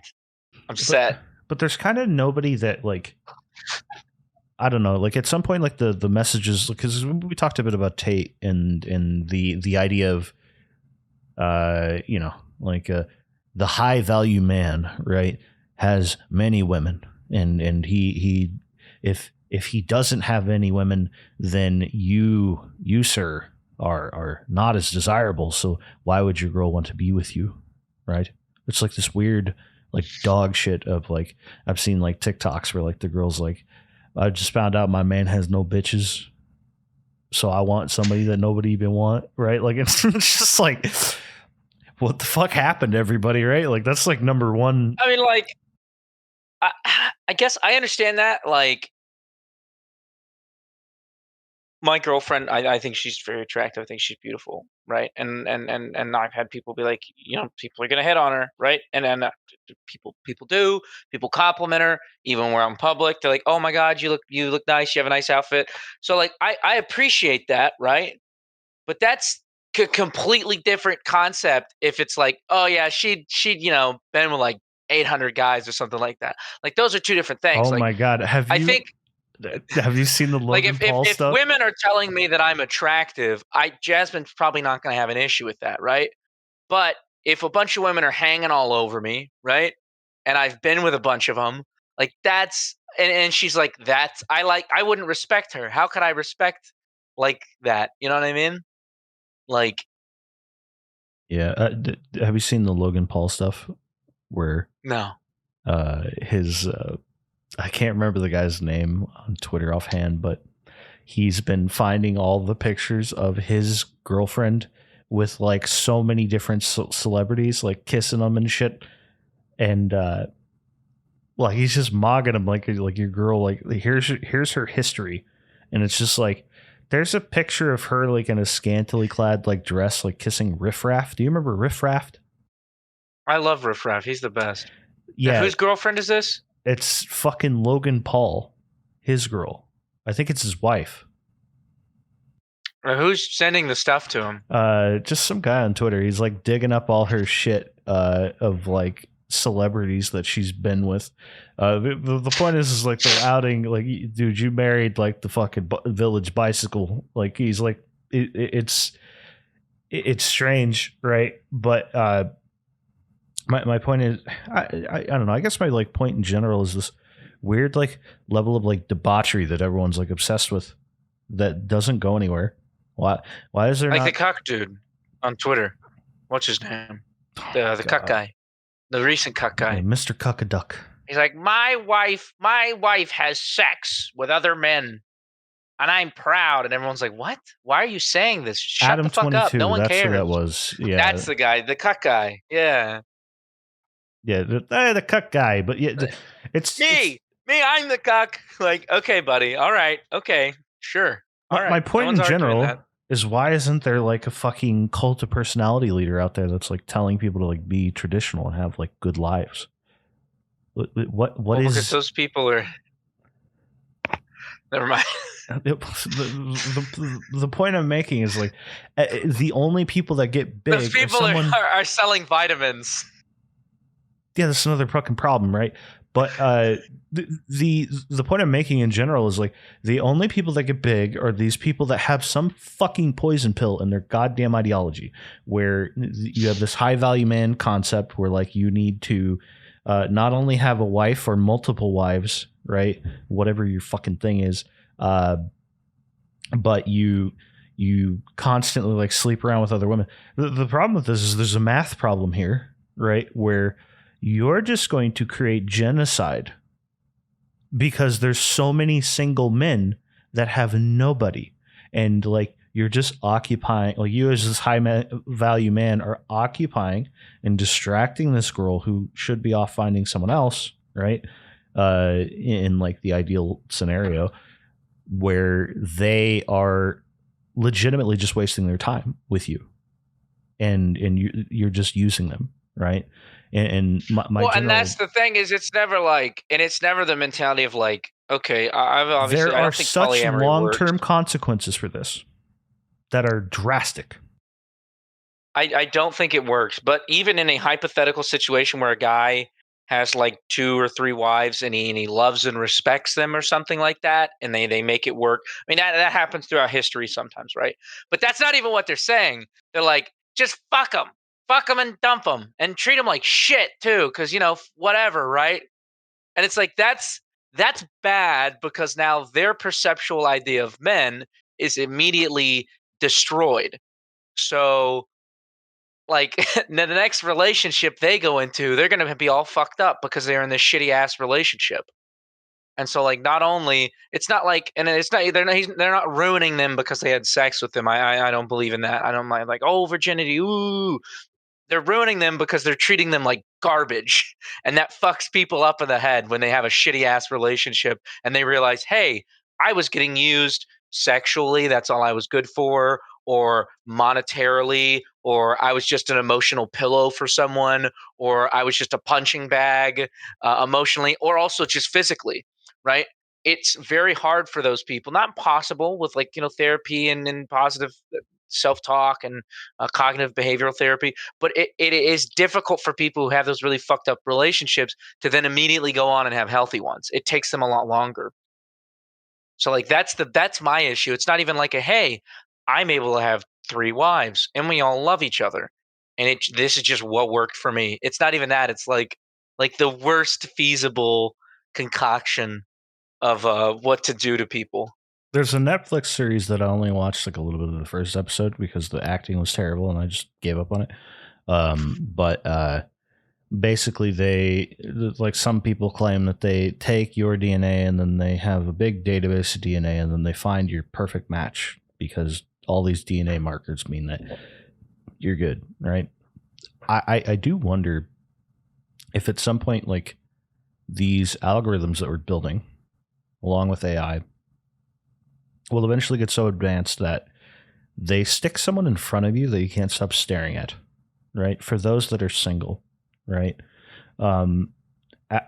Do we reach a point where like all this shit of like people cheating doesn't matter? Because like doesn't even matter if anyone's promoting it. You're just so into the person you're with, like this isn't even a risk. Like, do you get my point? Like, maybe I'm just totally satisfied. My point is like, do we reach the point where that's the solution? Because I think for a lot of people that could be the case, but I think there's just some people that are just fucking dog shit. This is fair. There's just some fucking losers out there.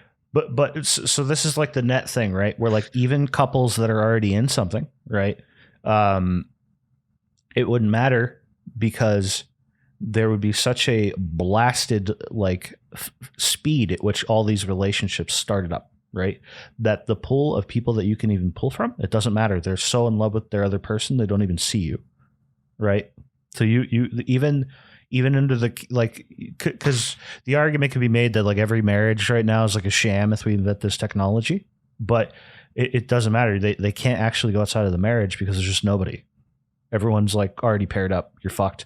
They found the perfect personal match to them, and so basically, like I try to think of like what are the But then the people who are incels really are incels, both female and male. Like then you really are fucked if you're like, sorry, no man wants you, not a single one. You've sorry, no woman loves the no. Then you're gonna have some real terrorism. Then you're gonna because it's one thing if it's just like no one loves me. It's another thing if a giant computer database says no one's gonna love you. well, that's a temporary thing, obviously, right? But I mean. Give him an AI girlfriend. Well, the idea. Oh, dude, I didn't want to. Maybe we should talk a little bit about that. But I found some fucking site where, someone sent it, but it was like this, like half not safe for work generative text site. The vast majority of the bots that like are on the front page when you see it, because I just clicked on it when I was on Twitter because like someone sent a link to like the bot thing. I promise I was being a good boy. The point is, it was vast majority like anime dude characters, but like so it's all just random dude characters, and then like you can sort for like girls or whatever, and like it's over shit. But the point is, most of them I was kind of shocked were dudes. So like how many women out there are really fucking talking to these things, right? With their shitty level of AI. I think that's because, how do I put this? I'm sure they're very romantic, poetic guys, right? Yeah, I'm sure there are. I actually quite enjoy poetry and writing sometimes, not often, a little bit though. But like the conceptual idea of the romantic man, I am not. And so I think this like sort of like semi-smutty book, novella, visual novel idea, conceptual idea of a man is very much the same as the porn industry concept of a woman. They're not like, because the people always like, well, why is like porn bad aside from like the brain effects of like being addicted to it? Is it's like it sets very unrealistic expectations of what a normal woman is not going to let you eat cereal out of the and smack her around and do all this like crazy stuff that they do in porn. They do insane stuff. They do insane things. They do crazy people things. So I don't watch it. It's like this is not real. This is not a normal relationship. You people are doing crazy people things. But like it's the same way with like a lot of female oriented visual novels. Guys don't talk like that. That's why like I couldn't watch The Fault in Our Stars. It's like there was this scene where like I don't know if you know anything about the book. I was like young when it came out. I was like a teenager, and I liked one of his books, John Green. But I was like, I'll read this one. And there's a scene where the girl is in like a cancer survivors thing, I think, and she sees the very handsome, attractive guy, and he has a cigarette in his mouth, and she's like, "Oh, I can't believe you'd put that in your mouth. You're a cancer survivor." He's like, "It's about I put it in my mouth, and it's death, but I don't light it, so I'm not giving it the power. It's a symbol." And I'm like, no guy, no man is going around at 17 saying shit like that's not real. Nobody, and if he was saying that shit, he's so far up his own ass, he can't breathe. He needs a map. So like I think that's why a lot of women are doing that, is because that guy, he'll say that shit. He'll say that shit every fucking time. Okay. That's interesting. You are right. That is something that I would punch someone in the face for, to be honest. Absolutely, rock him right in the mouth. My physical body would want to do it. I would like the legal part of my brain in the back's like, don't, just leave it alone, just keep walking. No, you can't do that. But the point is, like, you feel very violent in that moment. Like, but I hate you. I hate everything that makes up your existence. But sorry, 1 second. Anyways, the whole point is that the theoretical technology that I'm talking about that examines people, that, like, you know, it examines your eyes, it examines how you speak, how you this, how you that, and then uses background algorithms and AI to find you the perfect partner, right? If we get to that point, we might heal a lot of the issues. But on the incel front, right, what you would do there is you make AI so powerful that it improves every aspect of your life, even personally. So, like, you basically have a dude in the back of your head, like, telling you to go to the gym all the time, right? And it wouldn't necessarily have to do that.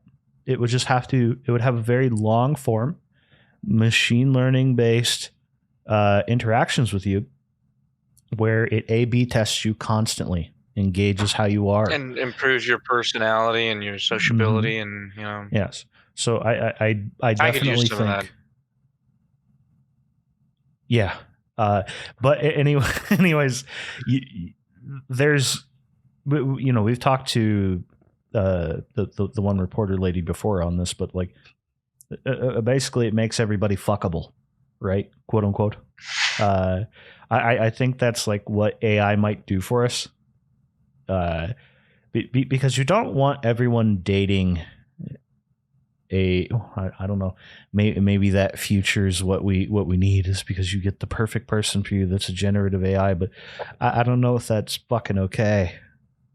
I feel like there's a problem there, because the world that some people talk about, where there's not even, like, doomerism, because I listened to the recent Yud versus GeoHot's debate, right?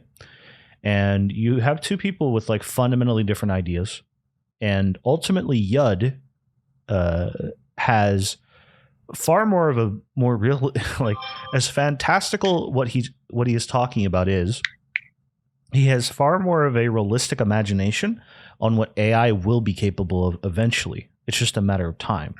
Right. GeoHot's, he's a very smart person who's extremely autistic. So in his mind, he's looking at all the background code in his head and saying, none of this shit that you're talking about exists yet, but it will, right? Eventually, AI will be extremely advanced and be able to do and be capable of all sorts of harm and good. But the point is, you have one guy where, like, GeoHot's wants the world where eventually he creates his AI girlfriend and lives forever in a virtual environment. He said this, right?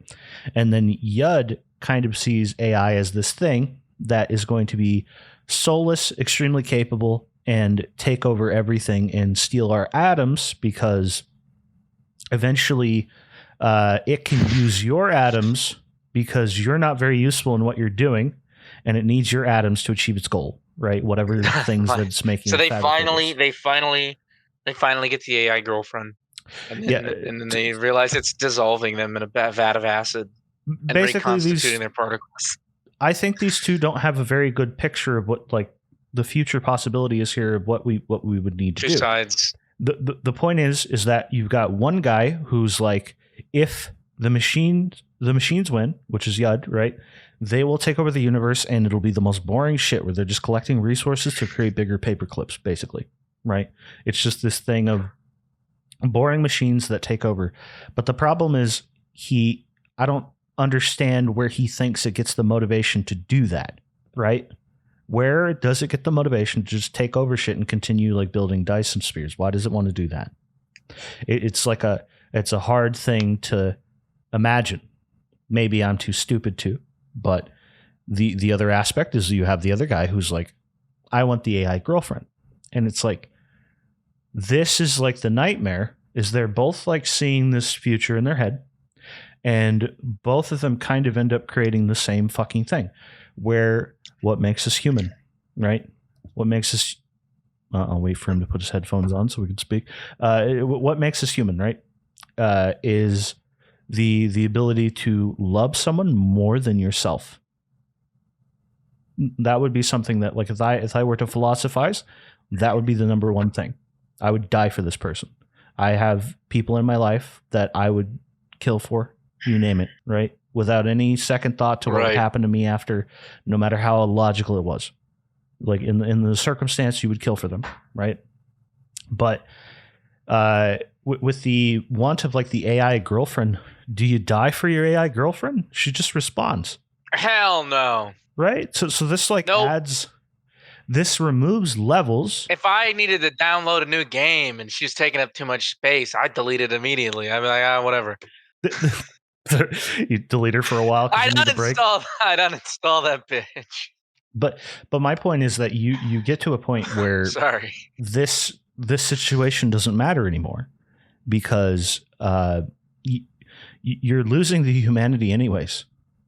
So the better outcome for AI is that it helps us become more human, improves us on a biological level.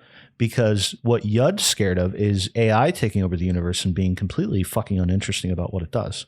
Like the concept of what I talked about with the guy who I never really like finished the story, but the guy has his own motivations and he clones himself a ton of times illegally and has these massive armies of himself that he's hiding from the Galactics.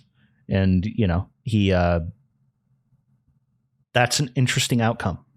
And you will get that the more it's actually kind of funny that he gets so lonely just being a fleet of himself cloned that he makes a female version of himself and he like tries to hide it from other people so nobody knows. He fucked himself. That's part of the story. But anyways, he the point is, there, buddy. If you can make a scenario where you improve humans through the use of AI and improve the state of relationships, improve existing relationships with AI intervention, not the AI distraction method where, you know, you're talking to your smut bot, right? Because your boyfriend can't sex well or whatever stupid fucking thing you want out of it, right?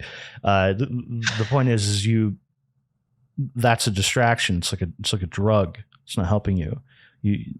Right. Once you get to the where the AI is so personal with us and helps us improve, then you reach, I think, realistic solutions about what humanity's future is in all of this. And that is to not only make us more human, more attractive in general to each other. Everyone just improves on a self-improvement front. Because would you? What? Would you if you had a clone? What a fuck McClone? Would you? Is it a female version of me? Because if it's not, then we're not even having the conversation. It's just you. I think I'd think about it. And I'd be worried that he's thinking about it, you know, because I know I might think about it, and then I'd be like, should I like try to like get on? You got to make the first move. I don't want to be on the because I don't want to be. You got to make the first move, so you're the top in the situation. You can't let yourself fuck yourself. That's what I worry. Because that would be gay. And then I worry. Now he's like, okay, but if he tries to fuck me, I might have to kill him. Now I know he's thinking about killing me. I don't think there could be that many clones of me. I'm going to be real. I think they would fuck each other or kill each other. I think those are the only two options. And I think killing's probably a little more likely. I don't think I should be allowed to have clones of me. Johnny I think the clones would just start killing each other. So you wouldn't even give it a. What, I want to fuck my own fat ass? Thought. Really? Like that's a great idea? Well, it doesn't have to be give it a stranger. Fucking Johnny, I've clapped my own cheeks. I've achieved humanity. Really? I've become more human. Thanks, AI. You remember the fucking stupid Joe Dirt movie? This is where you want to be when Jesus comes back, you know? You fucking your clone in the ass? Is that what you want to do, Johnny? I didn't say I'd fuck him in the ass. I just give him like a stranger or something, you know what I mean? You'd like dead hand your own hands so that you don't feel as meat in your fucking package? Like, what the fuck are you talking about? Stranger is. Yeah, I know. You stranger- fucking sit on your own arm and then jerk yourself off, and it feels Oh like no, someone else I'm has done not it. thinking of a stranger. I'm sorry. I'm thinking of the one where I think you grab their wrist and they grab your wrist, and I think that's the Why would you beat off your own clone? one. Because I can. Can't you just create like 3 more of your thing and create your own Dota team? Like, can you do something not gay with each other? Like, is that an option? You he handles like your job while you stay at home and like you trade shifts or something. I probably would not have sex with my own clone because like I find myself attractive in the way that like if you think you're handsome, but I like when Chaston's like you're looking really sexy. I'm like, what? You sure? And I like look and I'm like, ugh, disgusting. But I probably would cross my mind at one point. I can at least admit that. I would literally think of anything before that. Like that would be the farthest thing I don't from think my I'd mind. trust him. I don't think I'd trust a clone of me. I would trust think a I clone of would. me, to be honest. Would you trust a clone of me? Wait, do you trust me? That's the real question. No. Do you trust me? Then why should I trust a clone of me? Well, fuck, do you trust me? Like, Jesus, how do I feel now? Yeah, I trust a clone of you. Yeah, but you're trustworthy. See, like, Wait, so you trust if a you're clone not of going to me? trust, Or would you trust me too? yeah, but I don't trust you. I just trust the clone. Because the original can change. The original could change from his current state, right? So the clone is just a permanent version of me now in my current state. Well, I think I could get in the clone's ear easier. I think I'd be like, look, this guy, he's not even the original. I don't. Are you going to try to fuck my clone, Johnny? I don't need to hear this. I'm gonna fuck you. It's not gay because I fucked his clone. It's not really him that I'm fucking. It's.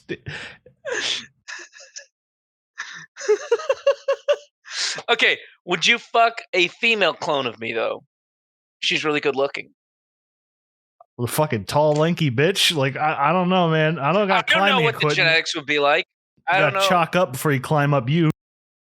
I assumed she'd be like the similar height as most of the women in my family, so like 5'9". Well, no, 5'10". we're talking a clone version of you, so it'd be 6'5". Fucking a female.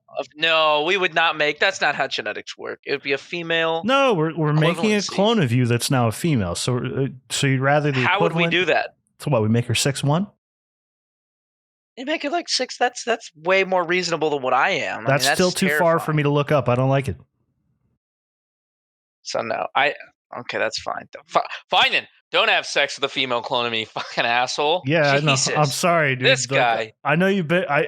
Every once in a while you get rejected. You just got to take it, and go about your day. Apparently, my clone is not going to get to take it.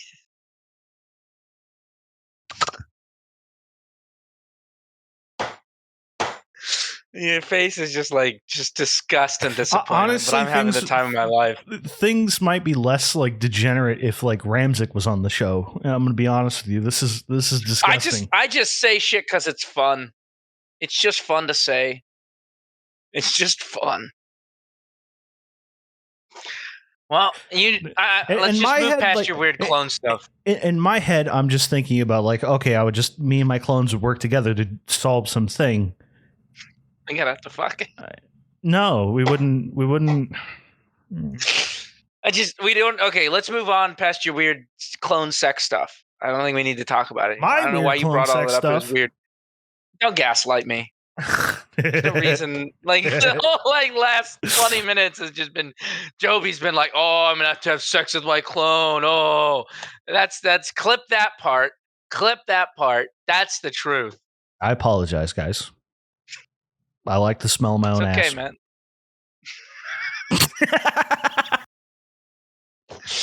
All right, I'm gonna get something to drink. Give me a minute. I need. Okay, I'm gonna take a mental break from you. So get the fuck out of here. I didn't want to talk about anything until you got back. To be honest, I missed you. Welcome back. Oh, thank you. I appreciate that. Sorry, I joke around a little bit too much. I say it's okay. is the point of the pod. This isn't. It's not going to always strictly stick to everything. Like I'm not here to run a fucking podcast that's like stuffy and like So we I gotta hope people seek. don't take me too seriously. I think that's the most important thing. Not like this guy's a little weird. I mean, I am probably a little weird, but I think I might present myself being more weird than I truly am. But that's fine because it's humorous. It's okay. It's gonna come out eventually because I will make this popular. The shorts are already like starting to work. Did you see the screenshot I sent you of the? Yeah, I saw that. That's really I thought nice. that I thought that was funny. That the guy's like, "Why is this so short? Where's the rest of this?" And it's like, that's the point. Like, it fucking worked. So I need more of this. need more of this. But yeah, I'm probably going to spend a lot of this week going onto Twitter Spaces. I still am waiting for them to make upgrades. I'm really hoping they're close because they're supposed to be. You'll be able to just call anyone on Twitter. I've said this, but you can do video calls like Discord.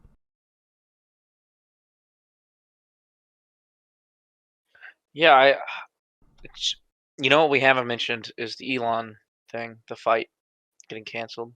What's the Wait, deal did with it that? did it get officially canceled, or is it just like Zuck's like saying that he's not serious, we're never doing this? Because that's pretty much what I saw. Basically, there's been no date. There's been no like sanction from the UFC, anything like that.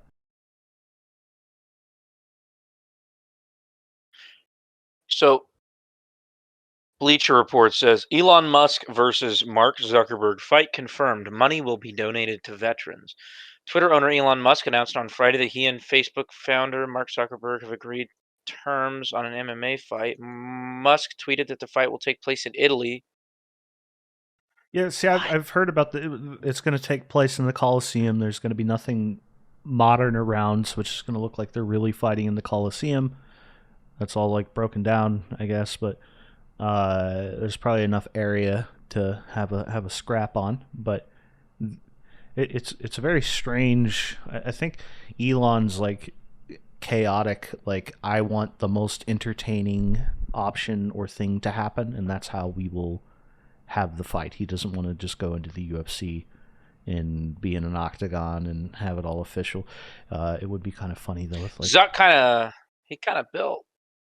He's he's, kind of built, man. I'm gonna be honest, he's Little gonna get built. his ass kicked.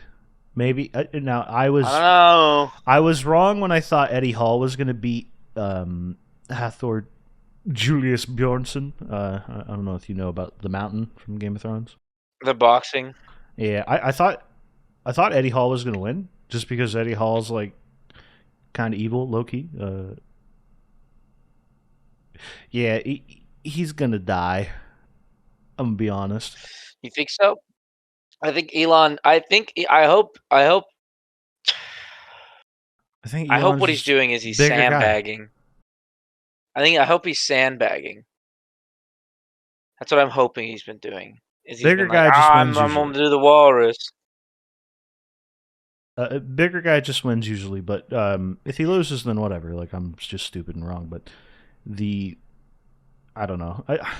I kind of wish it would just happen sooner, so we could just get it over with. You know, that's more the annoyance that I have. I don't really care about the outcome more than anything. Yeah, But, yeah.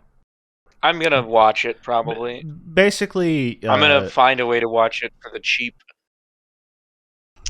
basically, Elon was like, "I'm gonna show up at your house," something like that. And I don't know if he actually did. And then there was a tweet from like some people associated with him that Zuck's not actually here where he said he would be. He's somewhere else. And then there were all these memes of like Elon knocking on Zuck's door and him hiding on the other side of it, you know, like not answering because he said I'm gonna show you why they have weight classes, you know, like I'm just gonna come beat your little twerp ass is what like Elon said, translation. But yeah, I don't know. It's just like the whole concept of it at this point is tired unless they fight sooner. This is like a big problem with a lot of celebrity like beef things that happen. is they Mm-hmm. do the fucking 6 to 8 month lead up of training before they actually have the fight, and by that point, nobody's even entertained by the bout of combat. Like, I don't give a fuck that these two are going to fight because it didn't happen within this certain period. Now, at like some point, they just both become boxers, and they're like afraid of each other because they've been sparring with people for however long. They sit there and they throw shitty punches at each other because they're both extremely nervous because it's being like live streamed and there's a big audience. So most like celebrity boxing matches are pretty shitty. Just because one, they're not professional fighters. I think it'd be more entertaining if like two people go, I want to fight, and then some people sanction it, and they're like, okay, it's next week. Okay, there's no turnaround on it. They're actually like going and training for like 6 months every time. Yeah. I mean, I think it's I really either like watching really, really impressive fighters or people who just don't know what the fuck they're doing. There's that middle ground, Did you ever where they watch like the kind of know what Boogie they're versus doing. Wings of Redemption fight? It's one of That the was most funny. awkward things I've ever seen in my life. It looks like Boogie didn't know they were supposed to hit each other. Like, that guy did. He went like beyond levels of pathetic that I ever could have thought a human could have went to. And then Wings of No, I think he's Redemption. been there before. I think he lives there. I think that's his home. I think that's his stomping ground. They had to Boogie, stop the there's fight. nothing. They had to stop the fight because he was so fat his fucking boxing shorts wouldn't stay up. Did you see that part? So they're like I saw the they're clip of him running getting. tape around his boxing gloves, I think, or boxing shorts to keep them on his like gut, and it's not really working. And he's just standing there like I don't know. It was the weirdest fight I've ever seen in my life. I am gonna watch this I clip. don't think Boogie takes a single swing. So this is like the ultimate thing of like, even though Zuck had he won this judo competition, right? I think it's still going to be an awkward fight where there's no confident like one guy fighting the other guy thing where they're trying to like actually beat the shit out of each other. The Elon and Zuck fight will be this boring fucking thing where they might both be just too afraid or nervous to like hit each other. Granted, Hmm. maybe they're both like at the right level of billionaire sociopath that they're just going to go in with confidence and like try to beat the shit out of each other. So it could be entertaining. Yeah, but yeah, I've known Boogie on the internet for a while. I've been aware of his antics since 2013 ish era. So nothing really. I don't think If he like anyone. shit himself in the ring and then like fell down and like landed face first in it, then I'd be like, okay, this is probably. But like just him being a loser and pathetic and wimpy and is not really. I. But hey, credit where credit's due. He got in the ring. He boxed someone. He got in the ring. He got in the ring, and for that, I give full fucking credit because that's more than I would have ever given him credit for. Ever. Low standards. Well, it's Boogie. Of course, I have low standards. Yeah, I know. I I I don't. there was a what was the other fight I was thinking of? The I don't know. We can get off the fight subject, but No, the iDubbbz fight was. I feel like things just went downhill for him. Even like, have you seen he's streaming on Twitch? You know what his average viewer is? no, 100. that's depressing. 100 average concurrent viewers. Every single time I check, he has 100. That man's life is just like. You know what's weird is like he's Like got all these like weird his. tattoos now, and his hairstyle is like I thought fucking that was a joke. yeah, yeah. When I saw like his bullet and like the trailer trash tattoos, I was like, oh, this is a bit. It's a character bit. No one would look like that on purpose. unless they're like from a region where they live in a trailer, and then like, hey, that's your culture, whatever, right? But no one from like California that's that conceited, and certainly would look down on people who look like that, you know? It's just strange that the old version of him could do a content cop on himself and destroy himself. Mm-hmm. Oh Do you yeah. get my point? Like he would relentlessly have made fun of himself in the past for the current state he's in now. I don't really care about the whole like sex work or whatever thing. Like that doesn't, if he's cool with it, like whatever, right? Like that doesn't really. I think when he was talking about meeting his Burn him fans, alive. he's like, oh, they were all fucking losers. They were disgusting losers, and it's like, Wait, what? fuck He you. was talking about his fans being losers? Yeah, he was talking about meeting them, and he was basically saying they're all like troglodyte monsters when he met them, and they're all disgusting, and like it's like, look at yourself. Like you look like a little fucking like hairless squirrel. You're talking about monsters. I don't know. I get weirded out when like I don't know. There's degrees of like patheticness that every human kind of has, right? Like everyone's kind of pathetic in their own way. Nobody has like everything. Absolutely. So like, Oh, except you. except me. Yeah, I know. Except me. Yeah. It's literally me. I'm that guy. But the point is like, everyone has like their degree of like something they're fucking absolutely pathetic about, and like you can't stand it. Like you'll eventually find it if you look. They'll eventually be there, absolutely. and you can go a lot of your life like thinking about people like that. But I don't know. I think there's definitely people you should avoid, for damn sure. Sure. But there's also a decent amount of people that like. There's probably a lot of his fans that like if he just hung out with them, they'd be like cool as shit to him. Like even if they're like a weird troglodyte, like fucking Yeah. The whole like Little basement dweller nerd type vibe. Like at Fortnite some point, kid. you hang out with someone long enough, you will like them. You will find something that you like about them. You'll find that everyone has some redeeming qualities, even horrible people. Yes. But yeah, I think that's the thing is like making all your fame off of people and then like completely being like, yeah, these people are all shit. Like I think that's kind of what was like to me. Um, and also like if you look at the content he was making, he was like jumping down off of stuff and like making hair cakes and like just using all sort of profanity and like you know what I mean. Like he's I making used to- degenerate, edgy content, and now he's like, oh, I'm elated. I'm an elated person. I'm up here. The weird And, thing like- is he was making degenerate, edgy content when he now looks like a degenerate, edgy idiot now. Right? Yeah. Like, so it's like he went the opposite. Now he's like, I'm wholesome. And it's just, it's this weird like vibe. I don't know. But he Not even wholesome, because like report of the week, I would say he's wholesome, right? I would say he's wholesome. okay, yeah, he's wholesome. I I can't find a flaw in that guy. No, you can't. He's just perfect. He's fucking. I can't think of anyone else. I guess Markiplier. I don't really like any of his content, but from what I understand, he's a pretty decent guy. That dude but is is still really an popular asshole. with like young girls.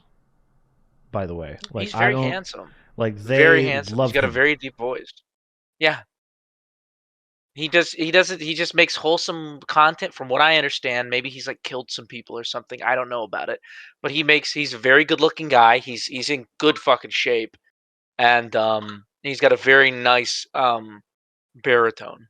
Well, you know So like if I was a girl, like there's a weird like cult of personality that has gone on since like obviously there have probably been further examples that you could come up with, but one of the biggest examples is like Elvis Presley, where he was absolutely massive with teen girls.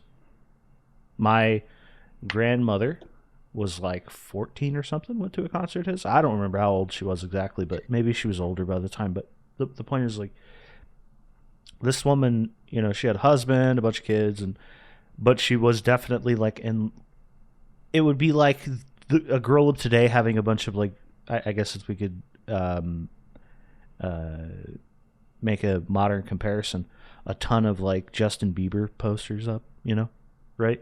My grandmother threw out her entire fucking house Elvis Presley posters, Elvis Presley paintings, like just obsessed with them. I don't think I could. I don't think I could do that. I get like if I don't think I For could handle me, that. growing up in that house, right, it was like he was just like a Normal. cultural icon to me. So it was just like a lot of pictures of Elvis Presley everywhere. That's cool painting, right? But there's aspects to it like where when you get older, you're like, wow, my fucking grandma was like simping for this dude, and there's all these like micro celebrities on the internet that are just like that, where like they have if you have like the heart of like the youth, you'll be like successful and famous. So that's definitely like where Markiplier's at. That's kind of why I mentioned that. I was just kind of thinking about my grandma with that.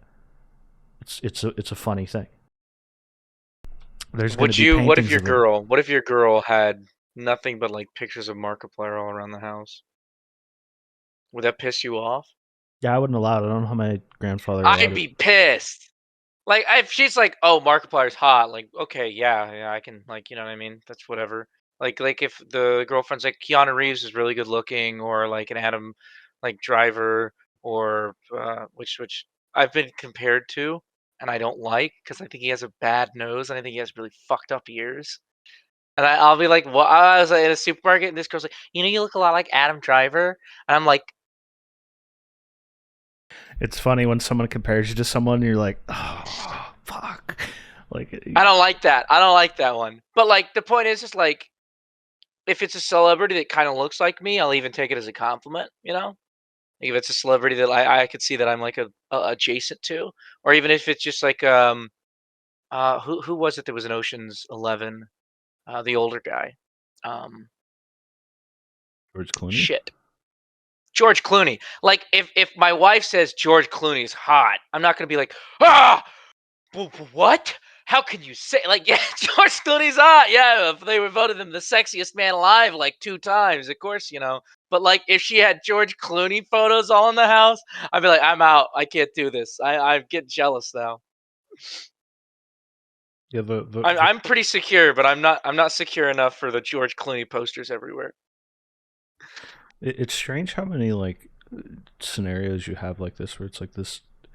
Do guys do this with like girls? Do I know of this? Am I weird? Like I'm the type of person that like there's nothing hung in my room. Like there'll never be anything hung in my room. Like it would have to. I've known when I was in college, like 2 or 3 guys that were obsessed with like a porn star, and they would like mention it. And I'd be like, dude, you are fucking disgusting.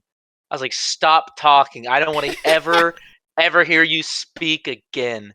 You make me sick. I just stop talking. They're like, oh, dude, this, no, stop. They had like a poster. No, not allowed. Weird. That's you have a poster of someone who you've seen doing all this weird stuff, and you jerk it to all the time. And now I'm in the room, and like I just know, like I don't like it. I don't like it at all. That's weird. That's fucked up. Do you Yeah, I don't. agree? I don't understand like the obsession with that shit. Like where you just like you turn into this like. I, I guess that comes to you've heard of like parasocial relationships before, right? So Yeah. the concepts of like cult of personality and especially like YouTubers and existed before with radio. I used to listen to Parasocial Coomer. That's what I was getting to, but you described it succinctly, and we don't have to talk about it anymore. But yes, a parasocial coomer. I mean, I used to have a very parasocial relationship with the Opie and Anthony Ryan guys. Gosling. No. The Opie and Anthony guys. There's a famous radio show in New York City. They're raunchy. That said all the bad things, right? But I used to love listening to them. Religiously listen to them. Used to make references to their shows to friends that nobody would get. I was just like weird about it. Like I loved them so much. And they were like my friends that do not know me. I would listen to every conversation they ever had. I would hunt down conversations. I would go on. I would run out of shit to listen to because I'd already listened to their show that day. They would do like 5 shows a week, and I'd listen to every single one of them. And I was obsessed.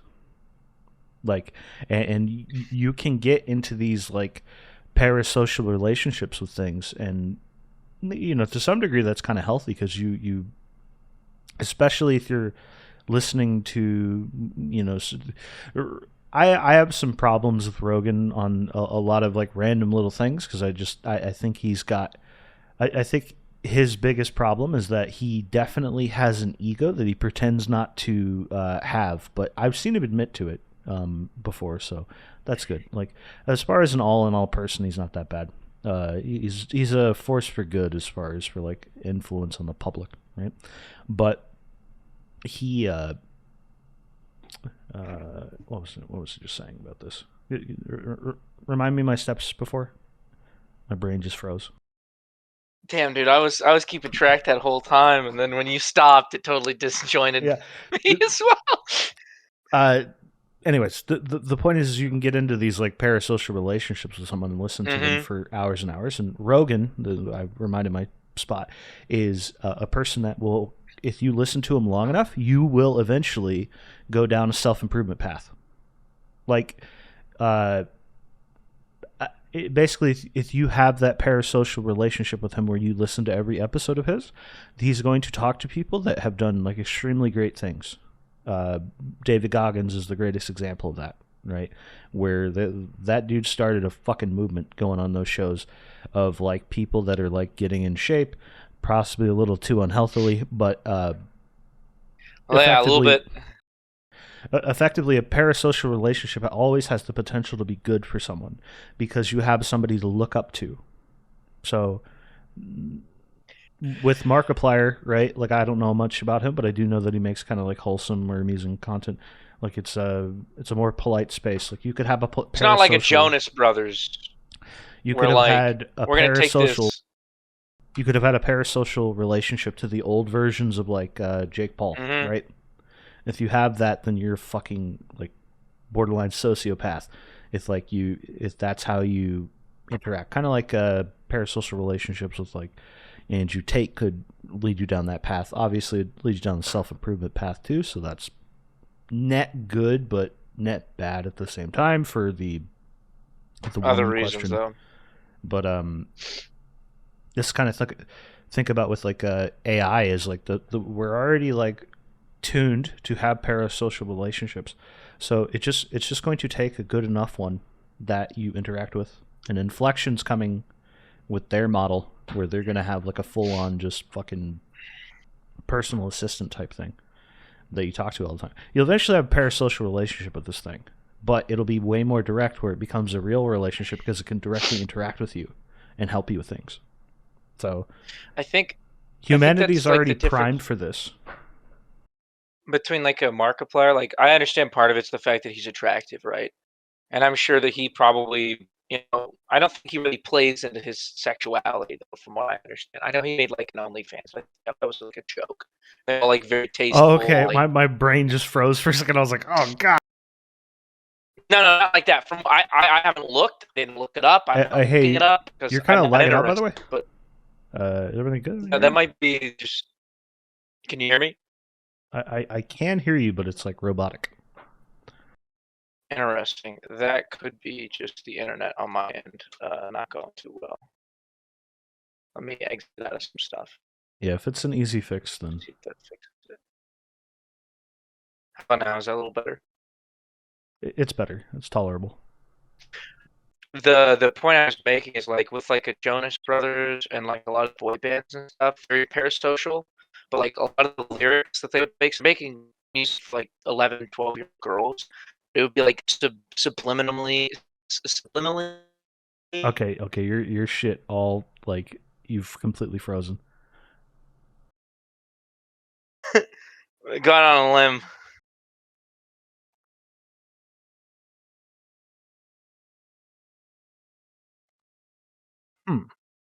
I don't think it was me because the stream hasn't dropped any frames. Maybe the Discord I saw you server. Disconnect and reconnect. Yeah, I think the Discord server started lagging on us, like literally. I'm not kidding. Yeah, because I've got 54 millisecond ping right now to the server, so that's pretty good, and I have 0 packet loss. Yeah, I have 10 millisecond ping to the server, so like doesn't make sense. Oh. But basically, the server like lagged out on us just there. That was weird. But I guess the internet has provided us, in my opinion, with more definitely some very like especially like the Minecraft YouTubers and stuff have done some really shady shit. But like what the music industry has put out for cult of personalities directed at like young girls has always been like subversively inappropriate. Always like weirdly, and also even for like a Justin Bieber, like if I don't think that he necessarily made because he was a kid when he made the music. So it's a little different when like a 14-year-old is talking about dating 14-year-olds versus like a 19-year-old making music about dating a girl, but it's made for 14, 13-year-olds. That's weird. But like, even like a Justin Bieber, like if you look at the way that they sexualized and treated him, like the standard legacy media and all points is doing everything that a YouTube or a Twitter does with media output, but a lot less good as well. So like all the issues that you have with YouTube and like the Minecraft YouTubers and the stuff they've gotten into, we already know Hollywood's on top of that. Oh yeah, But like they don't have Hollywood's doing way worse than you think you're doing on YouTube. there's no Mr. Rogers anymore. I'll say it like that. They're not making Mr. Rogers anymore. They don't have those. But Yeah, you still have that kind of people. Report of the week. He's Mr. Rogers of YouTube. You know what I mean? You have people like that's a him damn who are way. That's a making damn good way to describe him, isn't it? he's fast food Mr. Rogers. Yeah, absolutely. But like YouTube has a lot of those. Food review. Hollywood has almost none.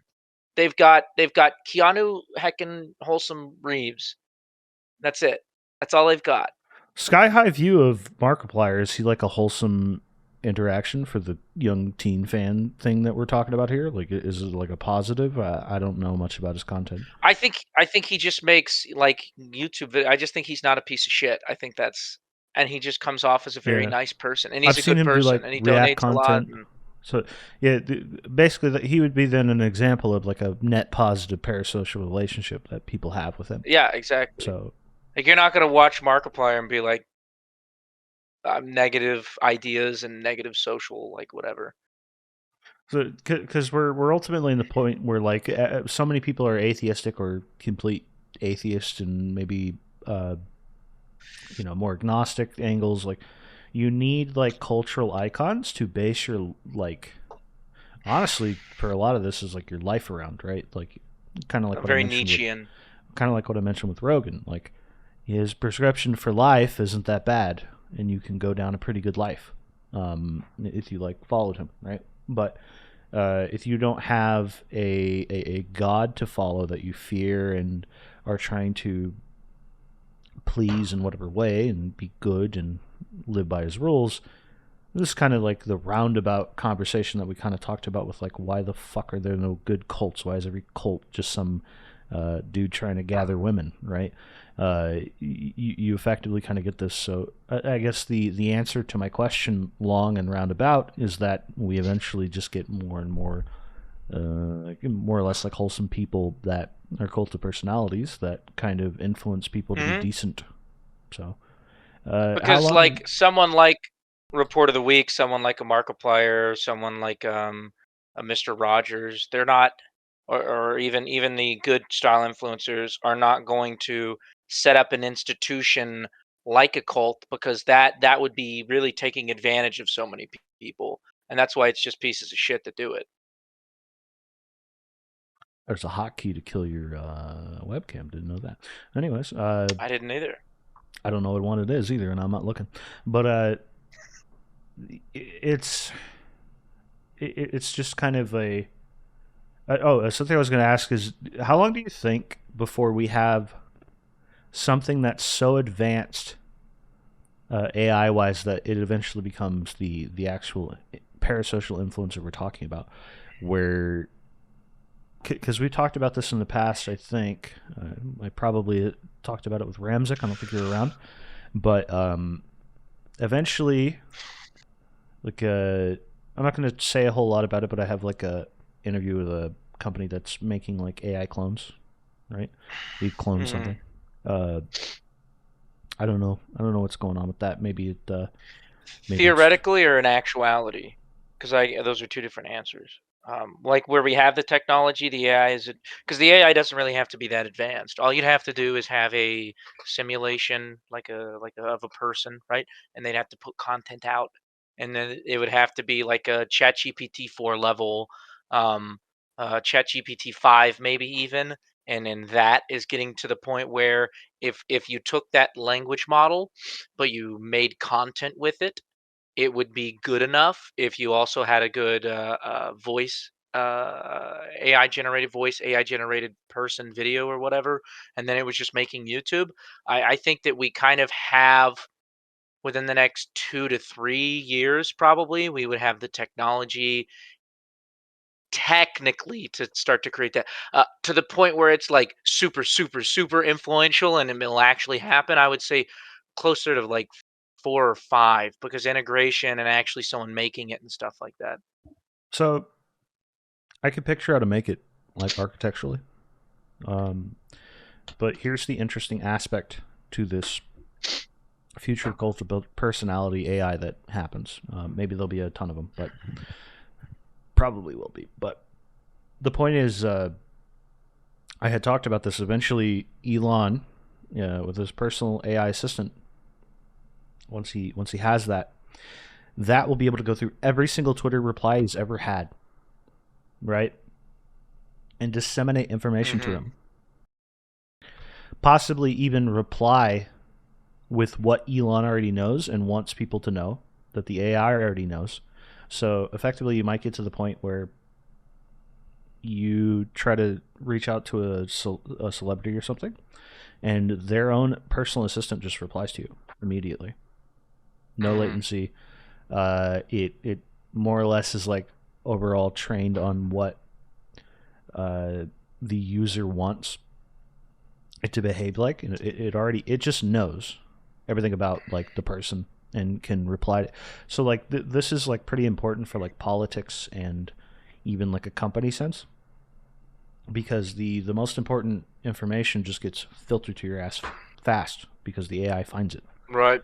And this would be the parasocial relationship with this like micro celebrity YouTuber, possibly gigantic celebrity YouTuber, could be significantly more advanced than what we currently have because it can talk to you. And then, parts of its YouTube or whatever things that it puts out would be comments on like overall arching narratives that it had with its interactions with possibly thousands or millions of fans. Like that's a fundamental like social thing that we're never going to even fully appreciate like how until we see it, basically, where there will never have been in history a celebrity that could talk to everything at once with no delay, like just because technology go burr, right? That's where we're at. So it's an interesting concept to think about. But yeah. Oh, one thing before we start to wrap up, because I know we're getting really close to the 2 hour and 30-minute mark. And I think that's usually about is any news on the LK99? Because I heard it was kind of we're in limbo over for sure right now. So yeah. The whole like it's over repeated ad infinitum, and then we're so that's back. My favorite thing. It's funny, yeah. But the point is they're probably not too far from like reaching a conclusion, but the too far is in a human sense of like we'll probably know in like 6 months or a year whether or not this works, because there's going to be a ton of like labs started up to fund and do this. But what we're ultimately have there been waiting any? We're waiting for the samples. That have said no. I haven't looked into that specifically. Okay. But the last thing that I had followed on this was like them trying to get the samples from the original lab, and I think there were some stipulations that they wanted to do to even release them. So I don't know what convoluted thing it is, but there's like weirdness there too. So who knows? We will see. At the very least, even if it's wrong, it's going to advance material science to some degree just because of what we've seen that material do. And we'll eventually figure out superconductivity anyways. So it's just a delay we don't get it as soon as we want. I have no idea. Basically is where I'm at. Yeah, I don't know either, so. The irony, though, is it's okay that I have no idea because nobody else does. So we're all Yeah, waiting. that's the good news. Yeah, we're all in the dark. Yeah. So we'll get there eventually. We'll get something like that material. Yeah, I think so. I don't even think we need that material to keep advancing at our rates that we're doing. No, but it would be nice. It would be a good consolation. I did hear a pretty good counter to the battery argument, by the way. But I still think the person lacked imagination, where they said that we won't reach like zero energy costs. Basically, there's arguments that will make zero energy costs with solar power because of the battery backups. But there's something called the duck curve, where most of the power throughout the day, or most of the power that a solar panel creates is throughout the day when the least amount of people are using power. So there's like demand at the start, and then big dip, and then big demand at the end of the night for power. And the reason solar doesn't work is because there's not enough batteries to hold the offload of that energy. So basically someone said that the current calculations for at least like sustaining like the US grid is in the tens of trillions of dollars of batteries that we would have to buy, build, and all that stuff. But the part that guy isn't thinking about is innovation. Because if there were now I'm not necessarily like the biggest fan of the fucking US government, but if there were like a giant hey, we're spending however many trillions of dollars on massive battery backup grids, right? We're building as many Tesla things. What would happen is there would be so many companies trying to get in on it. They're just going to innovate and make something cheaper, better, cheaper, better, cheaper, better. And then that figure of it's going to cost 10 trillion, we can never do this, is just horseshit. Like it ends up costing significantly less because we set the direction of society and said we're going to do this. So it's kind of the same with electric cars. The electric cars are just going to get fucking cheaper. There's no world where they don't, at least in the on all like fronts of accounting for inflation and all this stuff, they will get cheaper, and it's going to be easier to get it. And then the other aspect of quote unquote it gets cheaper is that you get the robo-taxi sense where you don't even need a car. So like significant amount of people they just don't have that expense and they don't care. So that's kind of where we're at with stuff like that. Okay. There's a billion and one ways that everything goes, and I think people have to have a bit more imagination when it comes to that, because the idea is that I can rebut based on current times and technology this thing, and here's why it's impossible. Go fuck yourself. I win. And that's like, people have arguments about that shit ad infinitum, and it bores me to no end. But like, I like a good argument against things, but like, have some imagination, you fucking idiot. Damn well, like most things, you're not going to be able to predict everything. Some innovation, keyword, is going to happen, and the thing that you didn't imagine pops up, and now you have to deal with that. Yep. Account for ingenuity. You can't predict. It's very difficult to. Yeah.